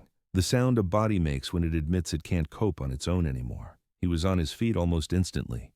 His legs found his slippers by themselves. His hand grabbed the thermometer and the box of fever medicine on autopilot. Even before he opened his door, Lev already knew. This wasn't a nightmare, not a simple fear of the dark. The air in the hallway was thicker, warmer, and carried that sharp, familiar smell, a child's fever. The oldest boy was first. His cheeks burned, hair stuck to his forehead, eyes shone with a dull, glassy light. He tossed around the bed, sheet twisted into a knot, a toy car lying on the floor like a thrown anchor. When Lev placed the thermometer under his arm, his own fingers trembled slightly. The skin was too hot, as if someone had turned a heater up to maximum in the room. The numbers flashed red, but he didn't need to see them to know. High flashed in his mind. Not yet critical, but far past the level where a damp cloth and soothing words are enough. He woke the housekeeper, gave her a quick, clear explanation. She answered in a sleepy but already focused voice, calling the family doctor. While she talked on the phone, Lev moved on, checking the others. Like a chain reaction, their temperatures began rising too. One complained of chills, another's lips were trembling. A third clutched his pillow more tightly, trying to push away the heat like a blanket he didn't want. Within minutes, the nursery turned into an improvised ward. Windows opened for fresh air, damp cloths that Lev changed almost constantly, glasses of water on every nightstand. A house used to precise routines suddenly jumped off its rails. Night staff ran through the corridors. Someone brought extra blankets, someone cleaned sheets. The air was thick with smells, medicine, sweat, kids' shampoo, and a faint trace of panic. Lev moved between beds along a route his body already knew. His muscles remembered these motions, twisting a towel, laying it on a forehead, checking if it had warmed up, lifting a child when shivers hit, steadying a glass while shaking fingers tried to grasp it. Once he'd done all this in a tiny room with peeling paint, lit by a cheap nightlight, with his own son in his arms. Now the furniture was expensive and the curtains were heavy, but the fear was the same, the fear of not being fast enough. The doctor was still on his way, and time stretched into something sticky and endless. Lev listened to each child's breathing. The world shrank to those breaths, the thermometer readings, the feel of every hot forehead under his palm. He didn't think about himself at all, only about holding the line until help arrived, and that was the moment the owner walked in. No rustle of a suit, no clack of business shoes. The alpha stepped into the nursery almost silently, barefoot in a plain dark t-shirt and loose house pants. No professional armor, yet somehow even more solid. His presence changed the air, as if pressure from the outside entered the room with him. He stopped on the threshold for a heartbeat, taking in the scene. 4 small bodies in different stages of feverish half-dream, Lev with a wet cloth in his hands, the housekeeper on the phone, the laundry girl carefully gathering dirty linens into a basket. Something like horror flashed in the Alpha's eyes, quick, almost childlike, his children all at once sick and helpless. He crossed the room in a few long strides. Those heavy steps, so familiar to Lev, usually full of control and authority, sounded different now, charged with tension, the clash between the urge to act and not knowing how. Who's worst? The question came out short and flat, without extra words, without panic, but with a metal edge underneath. Lev answered automatically, pointing to the bed where the hottest boy lay. His hand shook just slightly as he adjusted the compress, and in that moment he made a simple human mistake. For a second, he forgot about himself. Adrenaline was doing its job. His heart beat faster, his breathing grew deeper. His body reacted to stress, to focus, to the need to keep control. Where the blockers usually smoothed everything into an even, safe background, a fine crack appeared. His scent, which he had been suppressing so carefully, shifted just a little. Not a wave, not a sharp burst, more like a faint extra note in the night air. Not everyone would catch it. Not among the smells of sweat, medicine, and melting ice from the compresses. But the Alpha was standing close enough. His nostrils twitched, almost imperceptibly. It wasn't a deliberate movement, more an instinct, the body reacting before the brain. His gaze slid over Lev and, for a split second, narrowed, focused. There was no accusation yet, no conclusion. Just the silent mark. Something doesn't add up. Lev felt that moment too. It was as if he physically heard his usual mask crack. Everything in him tightened. It felt like someone had suddenly switched off the light in the house and turned on a spotlight aimed right at him. For half a second, he wanted to retreat, run back to his room, lock the door, and breathe in more blockers. But behind him, a child moaned, and he simply couldn't allow himself the luxury of running. The night went on. The doctor arrived deep into the dark, when the kitchen clock had already passed another hour and no one was counting anymore. Tired but focused, he examined all 4 children, measured oxygen levels, listened to lungs. Some of the invisible weight lifted from the Alpha's shoulders when the doctor named it clearly. A viral infection, strong but not deadly. Standard treatment, plenty of fluids, monitoring. For Lev, those were familiar words, but now they worked almost like anesthetic. The raw fear of "they're dying" shifted into the more manageable "we have to do this and this and this." The doctor left detailed instructions in boxes of medicine. The house rearranged itself into a night watch. Lev stayed. He didn't sleep at all. Swapped towels, checked temperatures, held cups, shifted light blankets from one child to another, depending on whether they shook with chills or burned with heat. Sometimes the housekeeper took over for a few minutes so he could at least wash his face and change his t-shirt soaked with sweat and medicine. Even then, he never dropped his readiness. The Alpha didn't leave either. At first, he stood aside, as if afraid of getting in the way. Then he sat in a chair at the foot of the bed where the fever ran highest. He didn't interfere, didn't question Lev's actions, only occasionally flicked his eyes from the boy's face to the thermometer screen. There was still helpless terror in his eyes, but now another note appeared over it. Cold, fixed determination to watch it through to the end. Somewhere between the 3rd and 4th hour of the night, the fevers began to break. Not suddenly, but in tiny steps, half a degree at a time, as if the house itself was finally exhaling. One child stopped thrashing and dropped into heavy but steady sleep. Another stopped moaning, his mouth relaxed. Wet patches from tears and sweat stayed on the pillows, but their breathing settled. By morning, a strange, sticky quiet hung in the room. Not complete. There were still the faint noises of sheets, an occasional whimper in a dream, a footstep in the hall. But compared to the feverish chaos of the night, it felt almost like peace. And in that quiet, Lev felt a different wave rise over the exhaustion, anxiety. When the last numbers on the thermometer slid down into safer territory, and the doctor on the phone confirmed there was no immediate danger, the owner finally allowed himself to look not just at the children, but at the man who had sat by them all night. That look weighed more than any sentence. There was no "thank you," no "you did well," only a long, measuring study, as if the Alpha were trying to put together everything he already knew with what he had just felt. Lev stood there with an empty bowl in his hands, feeling his body turn to stone with fatigue. His knees shook, his back ached, his eyes burned from lack of sleep and dry air. But what hurt most was that place inside where fear and conscience lived. He felt exposed, even though no one had said anything out loud yet. He remembered the alpha's nostrils twitching in that second when Lev's scent had slipped under the pressure of adrenaline. The narrowed gaze that had paused on him, not the child. How now, in this strange pre-dawn half-light, the owner was looking at him not as just another nanny, but as a variable where something didn't match. Instinct told him, explain, talk, invent a cover story. His rational mind whispered, any extra word right now will sound like a confession. He chose the third option, silence. The alpha stayed silent too. He only gave a short nod, as if acknowledging Lev's work, his own suspicions, and the fact that a serious conversation between them was inevitable. Not here, not now, with sleeping children around them. Later, when the house was back under daylight and the night no longer hid things. When Lev finally stepped out into the hallway, it felt endless. The walls swayed a little, every part of him begged for at least an hour of sleep. But over the physical pain, there was one thought hammering at his temples. The mask had cracked. The house that, only a short time ago, seemed like shelter from poverty and street threats, had once again turned into a potential stage for exposure. Only now, the stakes weren't just his job or even his roof. They were his child, hidden in that old neighborhood. His ability to keep helping the quadruplets. His one fragile right to be somewhere in this world, not just an item in someone else's report.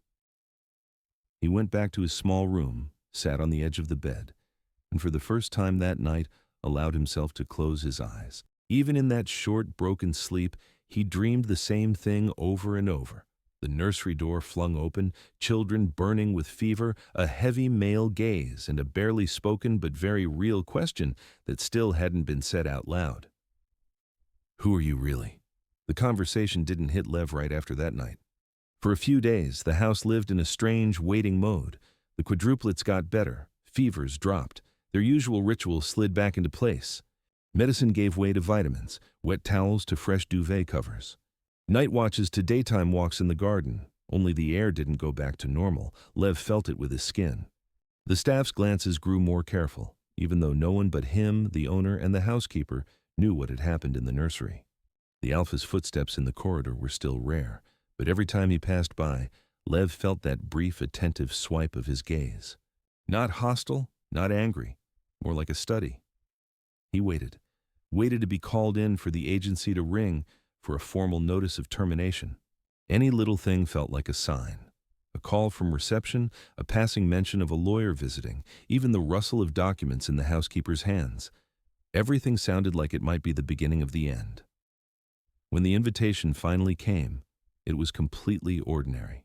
The housekeeper simply said the owner wanted to see him in the office, as if it were about some routine matter. No, we need to talk. No heavy hints. Lev went upstairs, counting the steps to keep from thinking. 1, 2, 3. On each one, he repeated to himself, breathe, don't lie. Don't start defending yourself too early. His heart pounded anyway. The office met him with thick silence. It still smelled of paper, coffee, and that expensive cologne Lev now associated with iron decisions. Drawings and plans hung on the wall. One monitor was off, the other glowed with spreadsheets. The window looked out onto the garden, but the curtains were partly drawn, so daylight entered in stripes, making the room feel like a cage with carefully measured bars. The alpha sat behind the desk, but not hiding behind it like a shield. His elbows rested on the chair's arms, fingers interlaced, chin slightly tilted forward. He didn't look furious. He looked focused. And that, somehow, was worse. Lev stopped at the desk, keeping the distance he allowed himself as staff. His back straightened on its own, shoulders tensed. He had taken his blockers on time. His body was under control, but being in that room felt like standing there without skin. The question came at once, without any warm-up. The alpha didn't raise his voice or play good cop, bad cop. He simply stated the fact. That night, the beta scent had slipped, and the mismatch was too clear to blame it on stress or fatigue. His words were precise, like shots at a target. No accusations, no threats. Just a statement. What was written in the documents and what he had smelled did not match. Lev's throat went dry. For a moment, he really did think about trying yet another lie. Something about special medication, hormonal issues, anything. But then he remembered that night's look in the Alpha's eyes over the child's bed. Exhausted, but absolutely clear. There was no point lying to someone like that to his face. "I'm an Omega." The phrase had been echoing in his head long before he said it out loud. When it finally left his mouth, the room seemed to turn a little colder. He didn't dress it up. He talked about the blockers he started taking when he realized that, with his status open, every job offer came with the risk of becoming someone's convenient target. About agencies that turned him away the moment they saw the word Omega on a form. About the one time he trusted too much and was offered terms that made him sick to his stomach. He didn't paint himself as a victim or a hero. He just lined up the chain: fear, pills, a false line on a resume, a chance to get into this house, knowing full well every sentence might be used against him.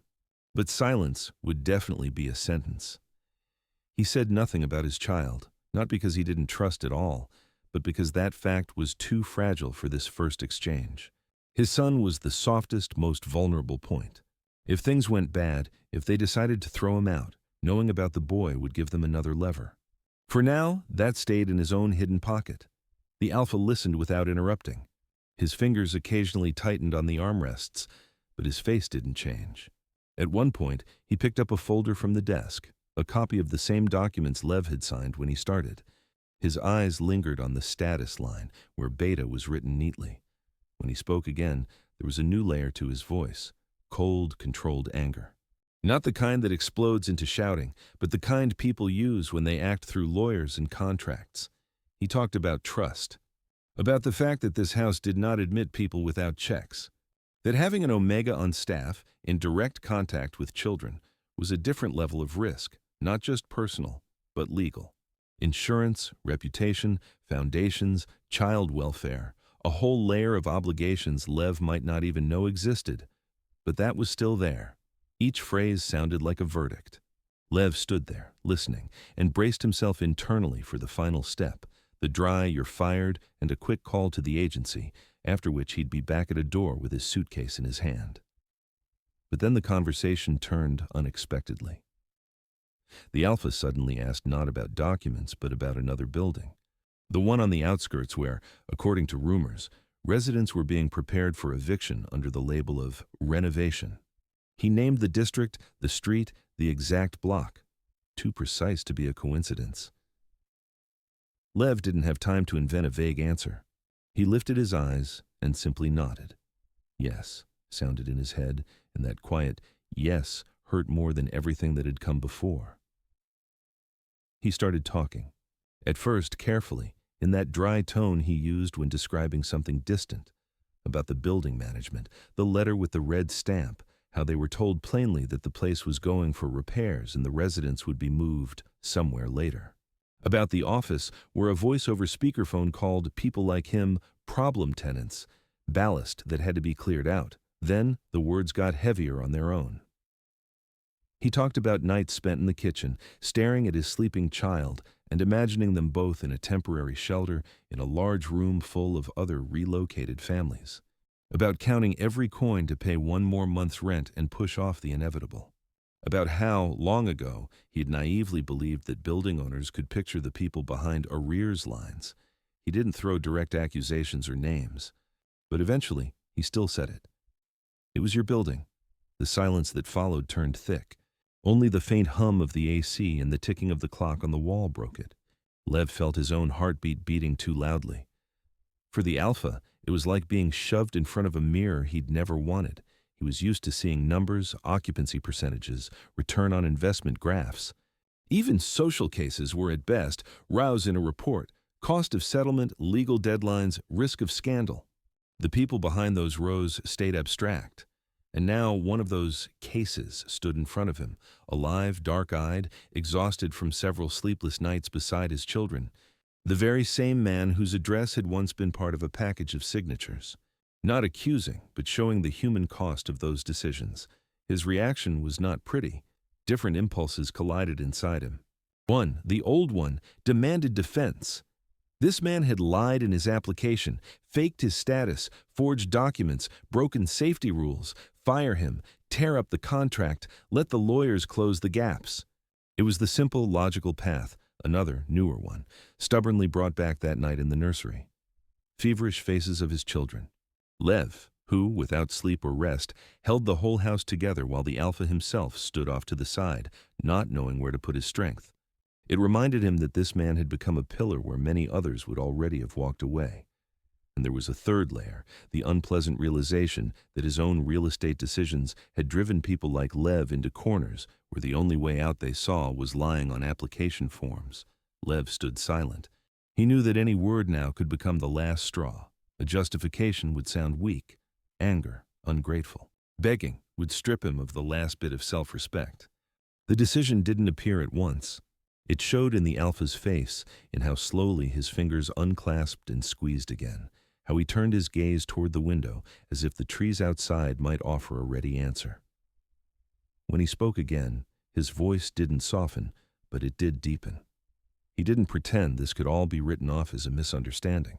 He stated clearly that Lev had lied when he took the job, a fact that couldn't be ignored, that the contract would have to be rewritten, that the agency would have to be informed, that they would have to sort out his legal status in the house, properly this time. The risks that came with having an Omega in the house had not gone anywhere, but even then, he did not say the expected words about firing him. Instead, a new note slipped into his voice, a kind of probation. Not formal yet, not written into any contract, as if he had pushed the final decision into the future. Not out of pity, but because for the first time in his life, pure math had collided with something else. For Lev, it was a strange, heavy relief. He had not won, but he had not completely lost either. He wasn't thrown out of the house, he wasn't stripped of his right to be near the children.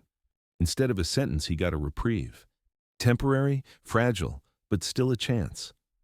One thing was obvious. After this conversation, neither he nor the alpha could look at each other as abstract pieces on a board. Each had seen his own shadow in the other, and the house on the hill, for the first time, became not just a workplace and not just a fortress from the outside, but a stage where two pasts collided, the wealthy alpha used to counting by districts, and the omega who had been one of those pushed out of those same districts. The storm did not come from the sky. No thunder, no black clouds over the hill. At first, it was short messages on his phone, flashing words like notice, inspection, urgent. Then, photos of the entrance hall, where a new sheet of paper with the city seal hung on the board next to faded ads. The paper shone with fresh ink, like a joke at their expense. The neighbor wrote more and more often and more nervously. In the evening, a photo of an envelope with the official emblem. In the morning, a shot of the line of tenants waiting to get into the tiny office of the building manager. By day, screenshots from the building group chat where the old jokes had been buried under non-stop threads. What do we do? Who do we call? Is there any point in petitions? Voices mixed there. Old people saying, they won't take this while I'm alive. Tired parents clinging to their kindergarten and clinic. Young ones ready to shrug and accept whatever compensation they were offered, just to avoid lawyers and courts. In every message, Lev heard a familiar taste. That mix of fear and stubborn, desperate hope. He rarely replied. Mostly he just read and gripped his phone until his knuckles went white. From the outside, it looked like his life had split into two parallel lines.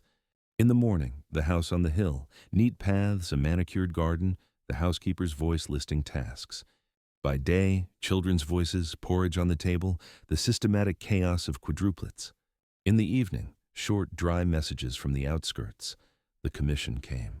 They say we'll get fewer square meters. The woman from the third floor is crying. There's nowhere to take her old father. Inside, those lines had already twisted together. He now knew who stood behind the signatures on the renovation plan. The last name he'd feared on official letters belonged to the same man whose footsteps he heard at night on the second floor, to the man who paid his salary, to the man he trusted with his employer's children and could not trust with his own apartment. Every time the owner picked up the phone and talked about project partners or launch dates, something inside Lev tightened. He saw not an abstract housing stock, but a specific building entrance, shabby but his. A specific kitchen where his son once drew shapes with crumbs on the table. A specific neighbor holding someone else's child and trying not to show that she was scared.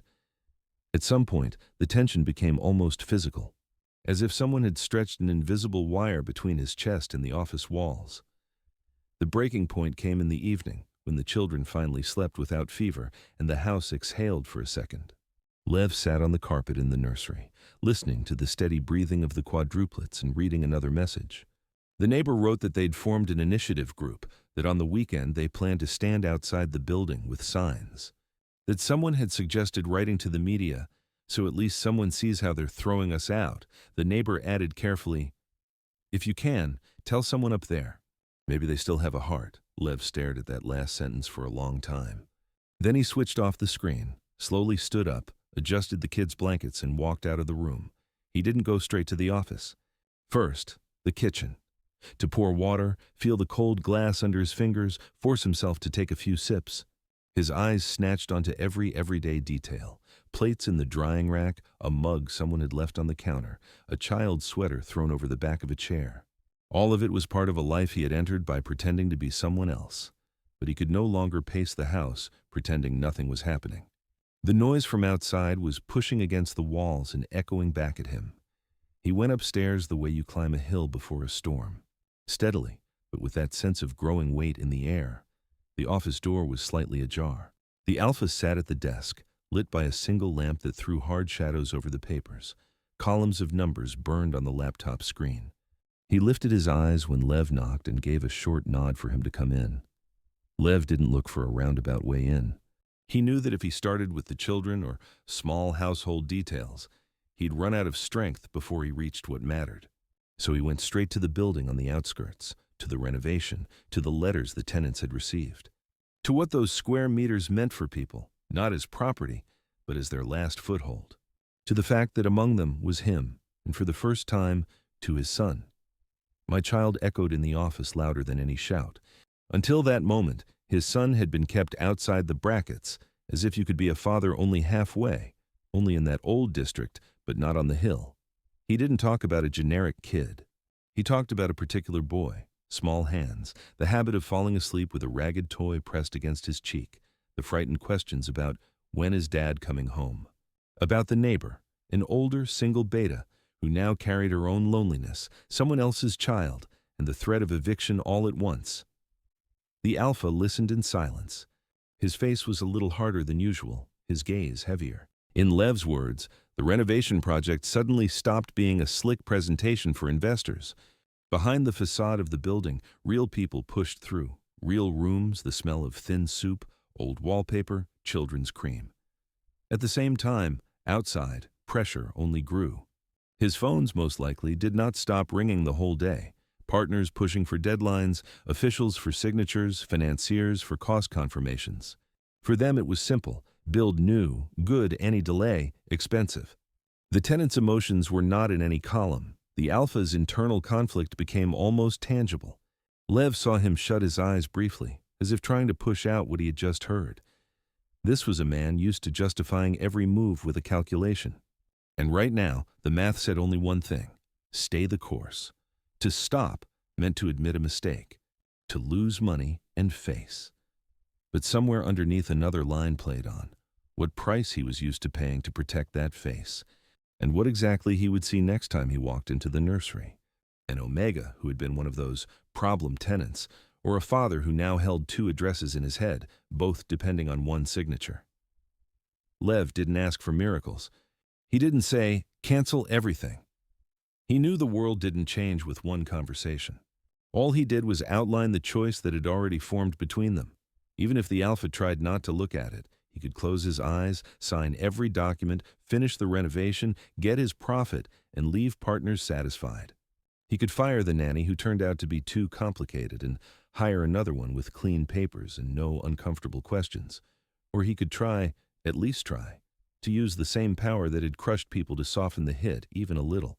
Rework the terms, pick a different block for demolition, give people more time, more guarantees. Lose money, but gain something else, something that didn't yet fit into his usual formulas. In those days, the house on the hill lived on the edge of two storms. In one, children's laughter, recovering voices, schedules drifting back to normal. In the other, chat scandals, protest prep, paid legal consultations that tenants scraped together for with 100 here, 200 there, whatever they could afford. Lev stood between them like a man being pulled in both directions. Part of him wanted to go back to the old district for the weekend, to stand in the rain with the neighbors outside that peeling entrance, holding a cardboard sign and shouting until someone at City Hall heard. Another part knew he was needed here now by the children he had promised not to disappear on, and by the man whose decision would decide those protests. Choosing a side didn't really begin at the protest or in the municipal offices. It started in that dark room upstairs, where an alpha used to treating people as numbers was forced for the first time to see Lev and his son inside those numbers. At this point, the story doesn't hand out a final answer yet. It simply sharpens the question. What would he do next? Stand shoulder to shoulder with his partners, or go against the current, even if only for the sake of one old building on the outskirts and one boy waiting for his father not on the hill but under a leaking roof? The decision didn't fall from the sky in a single day.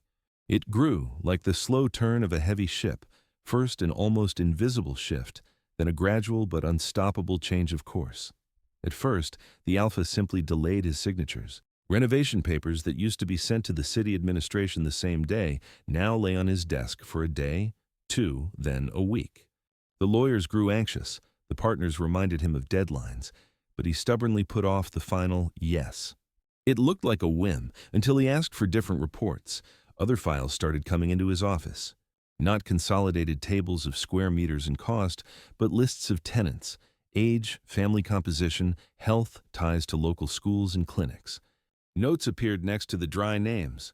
Retired woman, lives alone, family with 3 children, single mother, child Omega. And in those lines, Lev recognized himself, even if his name was hidden behind initials. The building on the outskirts stopped being just an object on the map. In the alpha's mind, it started to sound different, a rough, uneven chorus of actual lives. Mixed into that noise was Lev's quiet, stubborn voice, still coming to the office after putting the kids to bed and calmly reminding him that every line in those tables meant not a meeting, but a sleepless night for someone. The partners did not like it. In their heads, he had always been the one who cut without a shaky hand. Now he was asking uncomfortable questions. Can we soften the conditions? Is phased repair an option? What happens to those who truly have nowhere else to go? To do that, he was ready to lose part of the profit, redo financing, take on risks he had always avoided. The negotiations took place behind closed doors. On the surface, everything looked almost calm. Business dinners, dry handshakes, neutral headlines in the finance press. But Lev felt the internal storm in the alpha's voice when he returned to the house. There was a roughness there now, the kind that gives away someone who spent the day not multiplying, but resisting. In the end, one of the lines snapped. One partner pulled out of the project. Another started making demands that were incompatible with the new logic. The alpha chose to lose a contract rather than go back to the original plan, with Lev's building marked for demolition. To the outside world, it looked strange and risky. To Lev, like a quiet, very specific miracle. The redevelopment plan didn't disappear, but it changed shape. Instead of total eviction for a few years and promises on paper to return to new apartments later, there were options for unit-by-unit repairs, structural reinforcement without moving everyone out, compensation for those who chose to leave voluntarily. Most importantly, Lev's building stopped being problematic in the old sense. It became a long-term renovation project, not a sacrifice to fast money. The neighbor texted him a single short line. Looks like they're letting us stay. For now. That, for now, carried everything. Distrust, cautious joy. Later, she sent a photo from a tenant meeting where a company rep presented the new plan. People stood there holding coats and document folders against their chests, still unsure whether to believe. But in the air, instead of doomed resignation, there was a thin, fragile note of relief. For Lev, it wasn't an ending. It was the point where he could finally stop picturing himself and his child out on the street every night. Out there, on the outskirts, his old life had a future again. Here on the hill, he now had to decide what that future would look like. Inside the house, change started quietly. First, with a conversation the alpha began not in the office, but in the kitchen, late at night, when the whole place was wrapped in soft silence. He didn't speak the way he did to subordinates. His voice held less steel and more tired but honest admission. He really had reworked the project. Yes, it cost money. Yes, a few people thought him weak for it. But it made sleep easier. Then, with an offer, this time on paper. The new contract lay on the library table when Lev came down one night, unable to sleep. No red stamps, no final warnings. Just a neat, thick document where his name appeared not only in the employee section, but in several others. The employment contract stayed, but its edges shifted. New clauses appeared, broader responsibility, the right to make day-to-day decisions in the kids' care and education, access to certain information about the house. Added to that was a residency agreement, assigning a separate wing of the house to Lev and his son. Not staff quarters, but a small block that could honestly be called their own space. The strangest part for him was a short line about personal circumstances.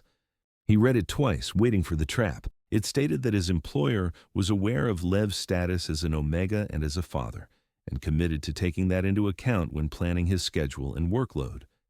It was almost absurd. A world where being an Omega and a parent wasn't a reason to shut doors, but something that required protection.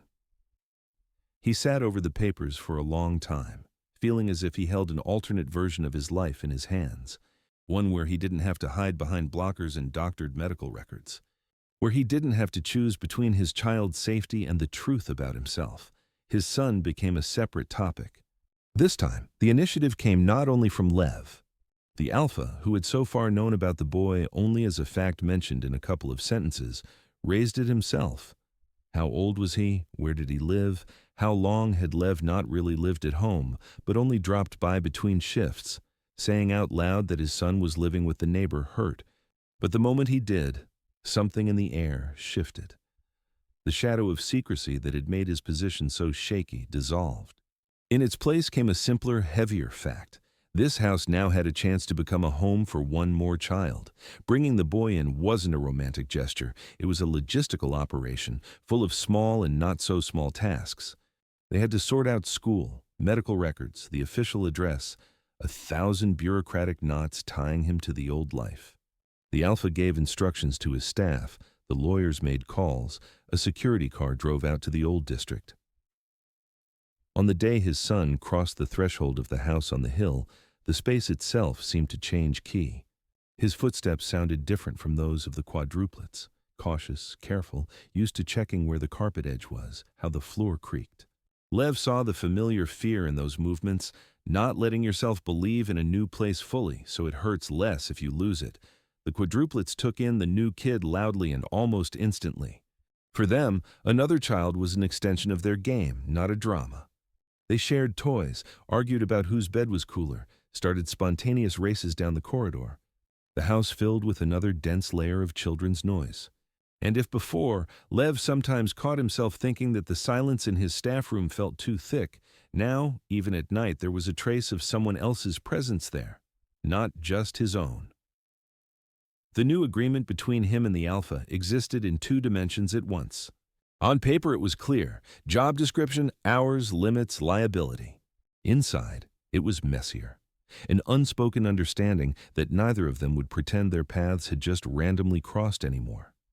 The alpha stopped seeing him only through the lens of that original lie. Yes, falsifying his status hadn't vanished. Yes, allowing an Omega into a house with children still carried real risk. But layered over that now was something else. The feverish night when Lev held his child's hand, the talks that pulled the old building out from under the wrecking ball, the quadruplets' trust, not because they had to, but because he was their adult. Lev stopped seeing him only as the ruthless landlord with the voice on the speakerphone. The sharp edges remained, power, money, the habit of counting. But there was another side now, too. The man who, even reluctantly, had hit the brakes on his own machine for the sake of someone else's entrance hall and someone else's boy. Under those new conditions, the house on the hill stopped being just a workplace. It was still a place of power, control, and hard choices. Lawyers still came and went, partners still called, schedules still mattered. But woven into that rigid frame was a softer, steadier line. A house that didn't level other people's walls just because it was easier. For Lev, it meant that for the first time in a long while, he had 2 homes that were not at war with each other. The old building on the outskirts, with its flaking walls, now promised repair without eviction. And the new one, on the hill, where his son now slept in a room without the fear of a knock at the door or a letter with a red stamp. In the evenings, when all 5 kids fell asleep almost at the same time, 4 in one part of the house and 1 in another, he walked the halls listening to their breathing. The house sounded different now than on the day he first crossed its threshold with a beta mask and a suitcase. Back then, the walls felt smooth and foreign, like a shop window. Now, they held the memory of a choice both men had made. The new agreement didn't make them equals. The world was still uneven. But within that unevenness, there was now room for Lev's voice, for his child, for a house that stayed standing. Time passed, not just a few weeks, but season after season. The house on the hill lived through its own small life, its first storms, its first childhood illnesses, its first big decisions made not only for profit, but also for people.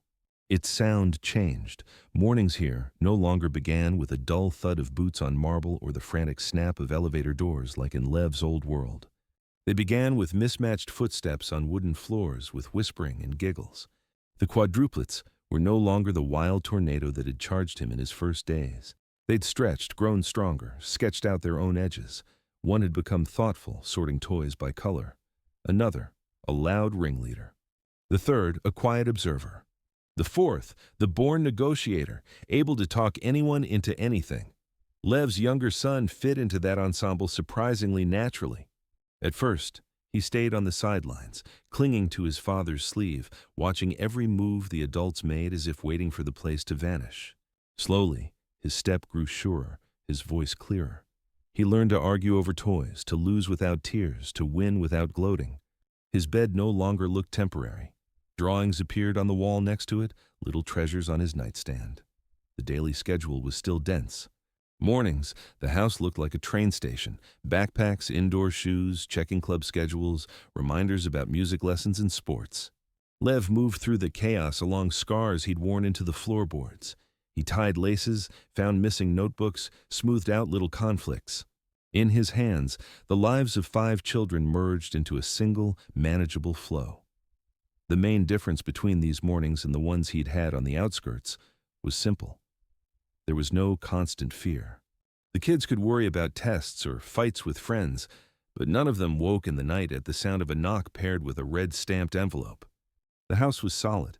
Lev felt it almost physically, in how calmly the walls breathed, in how confidently the doors locked at night, in how the security staff watched both outside and in, keeping a respectful distance from family life. The alpha had changed too. He hadn't turned into a soft toy or a flawless father from an ad. His sharpness remained, as did his habit of demanding a lot, mostly from himself. But he came into the kids' rooms more often now. He had learned to be there not only when something was on fire, a fever, a problem, a call from school. There were evenings when he simply sat on the floor, back against the wall, while the children built a pillow fort around him. Nights when he was the one to walk the hallway, checking that everyone slept, even though Lev already had. Sometimes he stopped outside the door to listen as Lev told the children stories. Not the ones where Omegas were doomed to be victims, but others, about tiny kitchens in old buildings, neighbors who shared their last food, about how you can still laugh even in the tightest of rooms. For the kids, these were just stories. For Lev, they were his own life rewritten, carefully translated into a softer language. The renovation project that had once been a threat to Lev now lived its own separate life. The old building was changing slowly. Reinforcement here, new wiring there, insulated walls. The residents stayed. Some moved temporarily to a neighbor's flat upstairs, some to the building next door, but always within the same neighborhood. The smell there was no longer one of looming disaster, only dust from construction and that strange mix of old and new. Sometimes Lev went there with the kids. They'd step out into the courtyard where the asphalt was still uneven, but no longer a minefield of potholes. The quadruplets turned their heads, taking in entrance halls with no concierges and swings without security cameras. Lev's younger son knew every crack in the plaster, but looked at them differently now, not as a threat, but as part of a story whose worst moment had already passed. Lev showed them the spot where he'd once hung their washing, told them how they used to stuff rolled towels under doors in winter to keep out the draft. He'd say, "Listen, this building breathes another way now. It used to groan. Now it just lives." The kids listened solemnly, even if all they really heard was cars and neighbors' voices. The alpha, when he came along, stood a little aside and watched. There was something on his face like an acknowledgement of his own guilt and of his own choice not to hide from it. The house on the hill, in turn, changed from a carefully curated object into a living place, imperfect in spots, but more real for it. The expensive wallpaper in the hallway now carried children's drawings. The first was an accident. Someone hadn't made it to the paper with a marker. Lev reached for a wet wipe on reflex, but the alpha stopped him with a short, slightly hoarse, "Leave it." That's how sons with crooked rays, houses with square windows, and stick figures with arms coming out of their heads took up permanent residence on the walls. The kitchen stopped being just a workplace for staff. At night it smelled not only of the chef's precise dishes, but also of slightly burned pancakes the kids tried to flip themselves. Lev didn't forbid them from ruining the batter, didn't scold for extra flour on the floor. He remembered how he'd once lived terrified of every crumb so as not to give the landlord an excuse to complain. Now he marveled at how quickly the body learns to live without waiting for scolding at every sound. His own role finally slid out of the service box into the one the house sounds different without. On paper, he was still an employee, with a contract, duties, hours. In reality, any of the 5 kids who woke from a bad dream called him by name, not by job title. And when one of the boys first yelled, in the heat of an argument, that, "We have 2 dads," the silence that followed was thick enough to touch. "2 dads, huh?" the alpha said later quietly, when they were alone in the kitchen. Lev blushed and tried to object, but deep in his chest, those words had already settled like a warm stone in his hand. No documents recognized that status, but the house did. It had accepted him as a second pillar, no less important than the first. Sometimes at night Lev stepped out onto the terrace. The wind here sounded different than the wind outside his old windows. Not like a threat pushing trash and cold around the yard, but like a steady background, almost musical. Behind him, in the house, 5 children breathed in their sleep. Somewhere a computer screen still glowed in the office where the alpha worked late. On the walls, drawings hung. On the library shelves, expensive editions stood beside dog-eared kids' encyclopedias. He remembered the day he sat in a cramped kitchen, a letter with a red stamp in his hands, listening to a remote, ruthless voice over speakerphone discuss people like him as problem tenants. Then compared it to this night, to the ability to look that same voice in the eye and say there were children behind those numbers, and to the fact that the voice had changed the decision. That was where the real final chord of the story lay. Not in a perfect happy ending where no one ever yelled or slammed a door again. There were still fights. The kids could drive each other to tears. The alpha sometimes snapped. Lev grew so tired, he dreamed of one day of complete silence. But above all the frayed edges of daily life lay one simple, heavy truth. There came a moment when he stopped being someone the world could dump on the street with one stroke of a pen. He became part of a structure where his words and his presence shifted the trajectory not just of one family, but of a whole building on the outskirts, and maybe of a few future decisions yet to be made. In the end, the narrator turns gently back to those who have stayed with this story. Reminds you that this is a story from BL Story of Love. A story about how an Omega who spent years hiding his status and saving his child at any cost ended up in the house of an alpha who could have taken everything from him, and how, from that dangerous point, step by step, a family grew. A family of 5 children and 2 adults, each with their own mistakes and scars. The voice asks everyone who listened to the very end to remember which moment hit the hardest for them. The red stamp on the letter, the first step into someone else's house, the feverish night in the nursery, the confession in the office when the landlord's last name and the owner's face became one, or the day the old building stayed standing after all. It asks you to write about it in the comments, to leave a like if this story made your heart beat even a little faster, and to subscribe so you don't miss the next forbidden BL story, where love, fear, and choice will once again weave into that strange music we call life. And before saying goodbye, it reminds you of the main thing. Even if for years people have told you that you are just a troublesome tenant or an extra line in someone's report, that does not cancel your right to one day end up in a place where your voice affects decisions and where your presence changes the sound of the whole house.